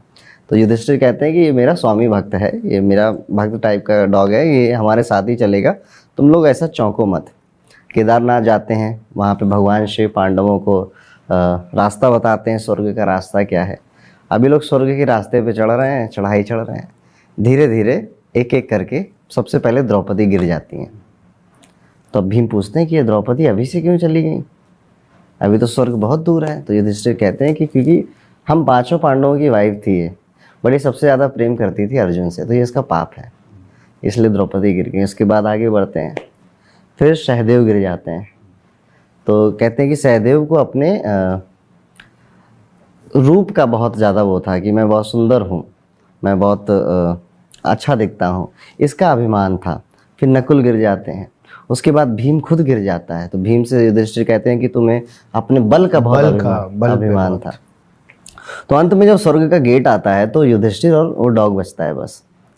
अब वहाँ पे कहते हैं कि आप आइए, पर ये डॉग नहीं आ पाएगा। तो युधिष्ठिर मना कर देते हैं कि नहीं, इसने पूरा रास्ते मेरा साथ दिया और मैं इसके बिना तो अंदर नहीं जाऊंगा। तो वहाँ पर भी उनके धर्म की परीक्षा ही हो रही थी। तो जब वो नहीं मानते तो डॉग दरअसल यमराज थे। हाँ, धर्मराज के पिता हैं यमराज। ठीक है, तो वो फिर से प्रसन्न होते हैं और फिर दोनों लोग, और उनको अंदर वेलकम कौन करता है? दुर्योधन। यस अंदर वेलकम करता है सिंहासन पे बैठा हुआ दुर्योधन। ठीक है, और अब लोग कहेंगे कि दुर्योधन को स्वर्ग कैसे मिला, इतना दुराचारी, अनीति का फॉलो करने वाला, अधर्मी, पर उसने अधर्म का भी बड़े धर्म से फॉलो किया था। हाँ, और वो जो किया था पूरे इंटेंशन बिल्कुल थी, पूरे मतलब एक ही लक्ष्य पे काम। इसलिए कहा जाता है कि अगर आप नास्तिक भी हैं, तो अगर आप प्योर कट्टर नास्तिक हैं तो आपसे बड़ा आस्तिक कोई नहीं है। कि आप किसी एक चीज के प्रति इतने समर्पित हो गए हैं, वही आपका धर्म बन गया है, आपका धर्म। ठीक है, इसलिए दुर्योधन को स्वर्ग मिलता है। अब वहाँ पे बैठे होते हैं, पर वहाँ पे युधिष्ठिर कहते हैं कि मेरे भाई बंधु कहाँ यार, ठीक है, और मैं क्या करूँगा यहाँ पे रह के। तो वहाँ पे कुछ दूत आते हैं, तो कहते हैं कि आप अगर कहो तो हम वहीं पे शिफ्ट कर देते हैं आपको। कहते हैं एक बार दिखा तो लाओ। तो वहाँ पर लेकर जाया जाता है, बड़ी लाशें पड़ी हैं, बहुत बदबू आ रही है, गिद्ध हैं, सब कुछ है। ठीक है, और वहीं पे आवाज़ आ रही है, भैया युधिष्ठिर भैया। तो वहाँ पे ऐसे पड़े हुए हैं भीम, नकुल, सहदेव, अर्जुन, और ये सब बुला रहे हैं। बड़ी दुराचारी, बड़ी गंदी सी जगह है, इसका वृतांत मिलता है। तो युधिष्ठिर से देवदूत कहते हैं यही है आपके भाई, इनकी यही जगह है, आपकी द्रौपदी भी यही है, अब आप बताइए आपको कहाँ रहना है। ठीक है, यहीं रहना है या वापस चलना है। तो युधिष्ठिर कहते हैं जैसा मेरे भाई कहे मैं वो कर लूँगा, अगर इनको मेरे यहाँ पे रहने में सुख है तो मैं यहाँ रह जाऊँगा, नहीं तो मुझे स्वर्ग ले जाना। तो सब कहते हैं भैया आप हमारे साथ रहो। तो युधिष्ठिर एक क्षण भी नहीं सोचते, मान जाते हैं कि ठीक है मैं यहीं रहूँगा। अब ये चीज़ भी एक छल था। तो जो आपने बताया ना कि अश्वत्थामा मारा गया, तो वहाँ पे वो देवदूत फिर अपने वेश में आते हैं, कहते हैं कि अरे सब ड्रामेबाजी चल रही थी, तुमने क्योंकि अश्वत्थामा मारा गया, एक थोड़ा सा छल किया था अपने गुरु के साथ, इसीलिए थोड़ा सा नर्क लिखा था तुम्हारे हिस्से में, वो भी छल से ही लिखा हुआ, छल से लिखा था, और इतना ही सा लिखा, इतना ही सही लिखा था। तो वो टाइम पीरियड पूरा होता है, उसके बाद ये सब लोग स्वर्ग में चले जाते हैं। करेक्ट। तो यहाँ पे जाके हमारी महाभारत की गाथा खत्म होती है। तो सारे कर्मा का हिसाब होना तय है। वेरी इंटरेस्टिंग, और काफ़ी सारे कुछ नया सीखने को मिला अक्षत जी आपसे। हमने भी बहुत सारी अच्छी अच्छी चीज़ें सीखी। सो आई होप हमारे ऑडियंस को भी काफ़ी कुछ महाभारत के बारे में पता होगा, ये कहानियाँ पता होनी चाहिए। और एक सवाल लास्ट आपसे जी, भगवान श्री कृष्ण को हटा देते हैं, तो आपका फेवरेट कैरेक्टर? मेरा फेवरेट कैरेक्टर, कठिन सवाल। देखिए मैं कर्ण बोलना चाहता हूँ, लेकिन वो सबसे लोगों को पता है कि कर्ण ही होंगे, इसलिए कृष्ण और कर्ण ना बोलते हुए अगर मैं कोई कैरेक्टर बोलूँ तो वेद व्यास। ओके, क्यों? दो कारण हैं। कई लोग मानते हैं कि महाभारत सच में हुई थी, ज़्यादातर लोग ये मानते हैं। एक बहुत बड़ा समुदाय वो है जो मानते हैं कि ये सिर्फ कहानी है, ये हुआ या ये कहानी है, दोनों में वेद व्यास ही है। क्योंकि अगर वो देख के लिखे हैं तो भी उसके रचनाकार वेद व्यास ही हैं, और अगर वो सोच के लिखे हैं तो भी उसके रचनाकार वेद व्यास ही हैं। तो ये समुदाय जो मानता है कि हुआ, और वो समुदाय जो मानता है कि नहीं हुआ है, वो दोनों समुदाय में से कोई भी वेद व्यास के होने और नहीं होने पे प्रश्न चिन्ह नहीं लगा सकता। तो अगर ये कल्पना मात्र है तो गजब की कल्पना है, और वेद व्यास ने अगर ये सब कुछ देखा है तो गजब का देखा है। क्या बात है। इसके बाद भी स्टोरी कंटिन्यू होती, वेद व्यास श्री गणेश की स्टोरी जी, ये तो हमारे ऑडियंस मुझे लगता है जानती होगी, जानती होगी, नहीं तो अगली बार समझ। अगली बार समझाएंगे। अच्छा, मेरा भी एक सवाल है। मेरा ये सवाल है कि मुझे आपकी टीम के किसी सदस्य ने बताया कि आप एक किताब पे काम कर रहे हैं। जी हाँ, मैं अंक ज्योतिष, क्योंकि मेरा एक फॉटे रहा है और मैंने कहीं ना कहीं अपने ज्योतिष के करियर की शुरुआत अंक ज्योतिष से की है। और अंक ज्योतिष एक ऐसा सब्जेक्ट है जो सीखना आसान है, हम 1 महीने 2 महीने में उसको सीख सकते हैं, और लेकिन उसका जो रिजल्ट लाइफ में है वो असीमित है। चीज़ें किस तरह से रिलेट करती है, जिस तरह महाभारत की कहानियाँ लिंक हैं, उस तरह से नंबर्स आपकी लाइफ से कैसे लिंक्ड हैं। इस पे मैंने एक किताब लिखी है जिसमें जितना ज्ञान मुझको सालों साल लोगों से बातें करके आया है, पुस्तकें पढ़कर आया है, अपने आचार्यों से आया है, वो सब मैंने उसमें लिखने की कोशिश करी है, वो भी सिंपल इजी लैंग्वेज में। तो अगर मैं वो किताब लूँगा और मैं उसको पढूं और बहुत गहनता से, ध्यान से पढूं, तो मैं अभी से मैं क्या सीख जाऊंगा जो मुझे, मैं मतलब कोई भी शख्स। सबसे पहले तो उस किताब की शुरुआत ही होती है कि आप आपको जानो, ठीक है। हमें लगता है कि हम अपने आप को जानते हैं, पर असल में ये कहानी आप अपने आप से बहुत दूर होते हैं, ठीक है। सो सबसे पहले उसकी शुरुआत होती है कि आपका बेसिक कैरेक्टर क्या है, आपका एडवांस कैरेक्टर, और डीप में आप कैसा सोचते हैं। नहीं, मेरा बेसिक कैरेक्टर, मेरा एडवांस कैरेक्टर और डीप में मैं कैसे सोचता हूँ, और ये किसके आधार पे? ये आपकी डेट ऑफ बर्थ के आधार पे। अच्छा, नंबर्स क्या? नंबर्स क्या, ये पूरी बुक नंबर्स पे ही है, ठीक है, कि हाउ नंबर्स फॉलो यू और किस तरह से वो आपकी लाइफ में इम्पैक्ट करते हैं। ओके, उसके बाद डेस्टिनी, नंबर्स से ही आपकी डेस्टिनी पता चलेगी, ओके, कि आपको किस तरफ जाना है। वो आपके करियर में, बिजनेस में भी आपकी हेल्प कर सकता है।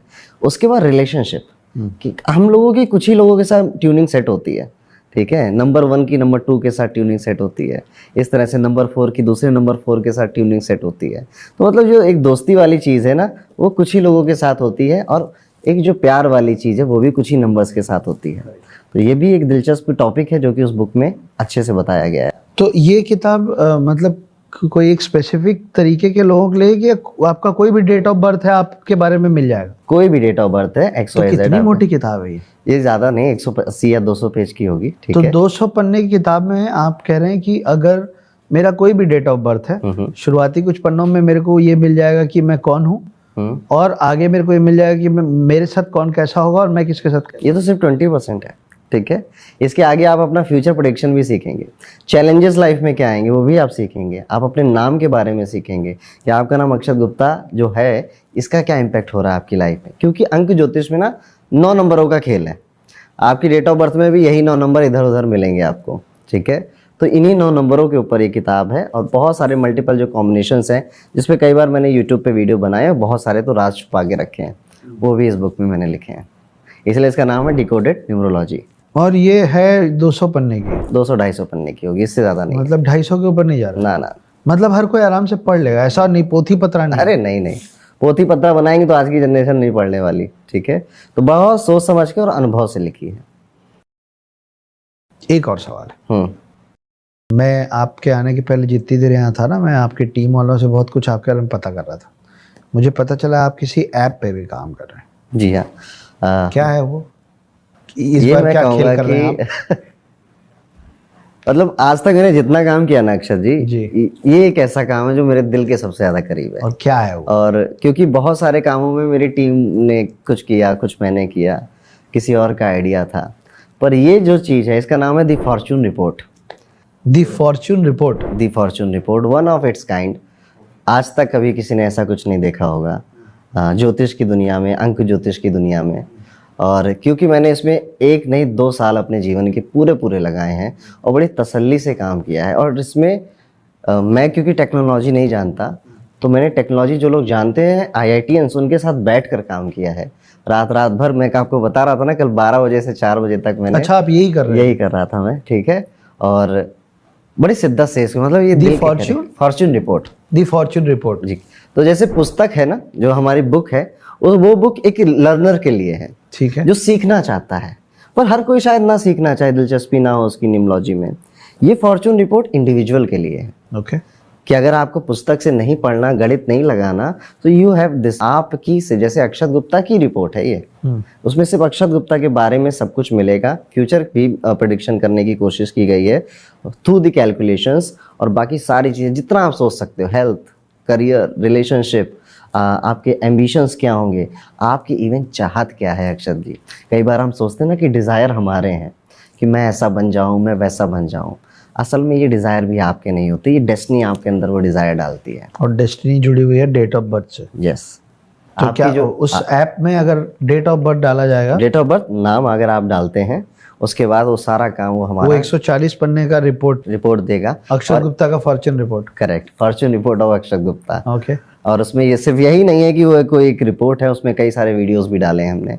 ओके। ठीक है, जो कि आपको जैसे किसी को कुछ नहीं समझ में आ रहा है तो हम वो वीडियो भी देख सकता है उसमें, और बहुत सारी चीज़ें, नेम भी है, सब कुछ है। मतलब अंक ज्योतिष का, वास्तु का, जितनी चीज़ें, इवन वास्तु भी हमने उसमें डालने की कोशिश की है, फेंग शुई भी उसमें डालने की कोशिश की है। ये प्रोजेक्ट दिल के बड़ा करीब है, बहुत सालों से ये है, तो हम कुछ ही महीनों में इसको लॉन्च करेंगे। कुछ ही महीनों में ये सबके लिए अवेलेबल हो जाएगा। जी हाँ, अभी इसमें लास्ट का डिज़ाइनिंग का काम चल रहा है कि सुंदर भी तो दिखे। ठीक है, क्योंकि अट्रैक्टिव बनना भी ज़रूरी है इसके लिए, और मेकअप भी तो करना पड़ता है। मेकअप भी करना पड़ता है। सो द फॉर्च्यून रिपोर्ट का नाम भी बहुत मस्त रखा है हमने। मैं आपको भेजूंगा, ज़रूर भेजूंगा जिस दिन ये रेडी होगी। तो पूरी तरह से ये हार्ड कॉपी, सॉफ्ट कॉपी दोनों में अवेलेबल कराएंगे इसको हम। किसको? बुक को? बुक नहीं, इस रिपोर्ट को। अच्छा। फॉर एग्जाम्पल जैसे हम कुंडली होती है तो घर में कुंडलियां भी होती है, राइट। मोबाइल में भी कुंडली होती है। अच्छा, मतलब आप अपना डेट ऑफ बर्थ और जो भी डिटेल आप मांगेंगे वो अगर डाल दिया जाए तो ये 140 पन्ने की जो रिपोर्ट है उसको आप चाहें तो प्रिंट करके अपने घर भी रख सकते हैं। आप हमसे भी मंगवा सकते हैं, हम प्रिंट करके आपके यहाँ दे देंगे, और आपके पास सॉफ्ट कॉपी भी ईमेल पे रहेगी कि वहाँ मोबाइल में पढ़ लिया या उधर पढ़ लिया। तो ये कैसे, मतलब इस साल क्या होगा, इस महीने क्या होगा, ऐसा है कि हर रोज क्या होगा? महीने का बेसिकली हमने अभी तो रखा है। ठीक है, कि एक महीने, क्योंकि हर रोज किसी को नहीं देखना चाहिए, मैं खुद भी नहीं देखता हर रोज क्या होगा, और जिंदगी इतनी, मतलब इतनी कैलकुलेटिव नहीं होती, गो विद द फ्लो वाली फिलॉसफी है। तो महीने महीने का आइडिया आपको लगेगा। प्रेडिक्शंस काफ़ी एक्यूरेट करने की कोशिश की और करता जा रहा हूँ। तो अभी तो ये पहला मेरा वेंचर है जो कि मैं शायद अभी तक किसी एस्ट्रोलॉजर ने ऐसा कुछ नहीं किया है, तो मैं वो करने जा रहा हूँ। देखते हैं कैसा होता है, पब्लिक को कैसा लगता है। अच्छा, ये पांडव लोग बाद में कितने साल राज्य किए? 36 साल। 36 साल। महाभारत कितने दिन चला? 18 दिन। वो जो माला होता है उसमें कितने बीट होते हैं? 108। सबका टोटल क्या होता है? 9। अभी आपने एक और बात बोली थी कि सब चीज़ 9 के आसपास, हमारा लाइफ 9 नंबर के आसपास चलता है। करेक्ट। आपको बहुत कमाल की 9 अपने भारत देश के अंदर 9 ऐसी जगह बताऊं जो इतनी मिस्टीरियस हैं कि जिसका जवाब अभी तक साइंस के पास भी नहीं। बिल्कुल बताइए जी। पढ़िए the hidden Hindu. The hidden Hindu के तीनों पार्ट में वो 9 जगहों का नाम है जिसके बारे में आप और हम कम जानते हैं, और वो इतना ज़्यादा मिस्टीरियस है कि जिसका जवाब अब तक साइंस ने, इतने उन्नत साइंस ने भी नहीं ढूंढा है, और वो आपके देश के अंदर है, और आपको और मुझे कम पता है। मैंने सोचा सब कर ही रहे हैं तो हम अपना भी प्रमोट कर ही मारे थोड़े। तो जिन्होंने द हिडन हिंदू नहीं पढ़ी वो प्लीज़ पढ़िए, और मेरे ख्याल से बहुत लोगों ने पढ़ लिया। बहुत लोगों ने पढ़ ली है। कुछ 5-1 लाख किताब पिछले 1.5 साल में बिकी है। बड़े नंबर्स होते हैं एक ऑथर के लिए। और इसका थर्ड पार्ट हिंदी में, बहुत लोग मुझसे बार बार पूछते हैं थर्ड पार्ट हिंदी में कब आएगा। तो दोस्त, थर्ड पार्ट 15 अक्टूबर को रिलीज़ हो रहा है। जो फर्स्ट और सेकंड पढ़ चुके हैं थर्ड तुरंत ऑर्डर कीजिए, जो अभी फर्स्ट और सेकंड नहीं पढ़े उनको फर्स्ट और सेकंड ही पहले ऑर्डर करना है। और एक चीज़ अक्षय जी की बहुत कम लोगों को पता है, क्या? मैंने जो देखी और मुझे आपसे सीखनी है वो चीज़। क्या? जब हम भोपाल में मिले थे तो आपके पास 10 मिनट थे स्टेज में जाने से पहले जी। तो आप उस 10 मिनट में अपने इंस्टाग्राम डीएम का आंसर कर रहे थे जी। तो मैं तो शॉक हो गया कि आपकी फॉलोइंग कोई ऐसी छोटी मोटी तो है नहीं। लगभग पिछली बार मिले तो 3 लाख हुए थे आपके, अभी 4.5 के ऊपर, 4.5 लाख के ऊपर हो गए वो आप। तो आप इंडिविजुअली हर एक मैसेज का आंसर कर रहे थे, जो कि मेरे लिए बहुत बड़ी बात थी, शॉकिंग बात थी, क्योंकि ये काम मैं नहीं कर पाता। ठीक है, सो ये पैशन मैंने बहुत कम लोगों में देखा है। तो आपको भी कोई जवाब चाहिए तो इनके इंस्टाग्राम में अक्षय जी को फॉलो करिए। अक्षय जी हर एक मैसेज का खुद जवाब देते हैं। मैं कोशिश करता हूँ, मैं जेन्युइनली कोशिश करता हूँ कि क्या है ना, देखिए बहुत छोटी सी चीज़ है, आपको हमको पसंद करने वाले। अभी मैं एक बुक इवेंट पे गया था, तो वो इवेंट ऑर्गेनाइजर जो थे वो बाद में बिल्कुल ऐसे हो गए थे, मेरे को मतलब वो थोड़े सॉरी बोल रहे थे क्योंकि भीड़ अच्छी थी। कुछ 150 लोगों ने तस्वीर खिंचवाई थी एक एक करके, तो उनको ऐसा लग रहा था सॉरी अक्षय जी। तो मैंने उस दिन पहली बार उनसे वो बात बोली, बाद में मुझे लगा कि मैंने बहुत सही बात बोली। तो मैं उनको जो मैंने पहली बार कहा था वो मैं रिपीट कर रहा हूँ, ये मेरे अपने बारे में, और हर कोई कहीं पहुँच रहा है ना तो उसको मुझे लगता है फॉलो करना चाहिए। एक रीडर, मैंने 3 किताबें लिखी, एक ही कहानी है पर फर्स्ट सेकंड थर्ड पार्ट करके। एक रीडर वो 3 किताब खरीदता है, पैसा लगाता है, पैसा डाल के खरीदता है, फिर समय डाल के उस तीनों किताब को पढ़ता है, फिर वो बाकी के पॉडकास्ट और इंटरव्यूज़ देके इतना सारा इमोशन डाल देता है हमारे अंदर, हमारे लिए। फिर उसको ना एक बार मौका मिलता है हमसे मिलने का, या वो मैसेज करता है इस उम्मीद के साथ कि जवाब थोड़ी ना आएगा। तो एक आदमी जो पहले पैसा लगा के 3 किताब खरीद रहा है, फिर समय लगा के 3 किताब पढ़ रहा है, फिर समय लगा के आपको एक मैसेज कर रहा है, आप उससे मिल के 30 सेकेंड दे के एक फ़ोटो अगर नहीं खिंचवा पा रहे हैं या उसके मैसेज का जवाब नहीं दे पा रहे हैं एक बार, तो फिर गलती आपकी है। मैं आपकी बात नहीं कर रहा हूँ, मैं इन जनरल बोल रहा हूँ कि जब वो इतना कुछ आपको दे रहा है तो आप उसको 30 सेकेंड या उसके एक सवाल का जवाब नहीं दे पाए, तो मुझे लगता है कि हम हैं क्योंकि वो हैं, तो उनका मान तो होना चाहिए। बस ये सोच के साथ, मेरे को ऐसा लगता है कि मैं जवाब नहीं दूंगा ना तो मैं खुद से बेईमानी करूँगा, तो मैं लगा रहता हूँ, कोशिश करता हूँ। फिर भी कुछ लोग छूट जाते हैं अरुण जी, फिर कहीं किसी दिन बहुत पीछे जाता हूँ, या फिर कोई तीसरी चौथी बार बोलता है कि जवाब क्यों नहीं दे रहे तुम, तो सॉरी फिर मैं जवाब देता हूँ। शायद यही विनम्रता अक्षत गुप्ता को अक्षत गुप्ता बनाता। हमारे पिता सिखाते हैं कि पेड़ में जितने ज़्यादा फल लगते हैं वो पेड़ उतना ज़्यादा झुक जाता है। तो कुदरत ने हर जीवित चीज़ को ऐसे ही बनाया है कि आप जितने ऊंचे हों और आप में जितनी ज़्यादा देने की क्षमता हो, आपको उतना ज़्यादा विनम्र होना ही पड़ेगा, क्योंकि अकड़ता तो शरीर मरने के बाद है, अपन तो भी जिंदा है।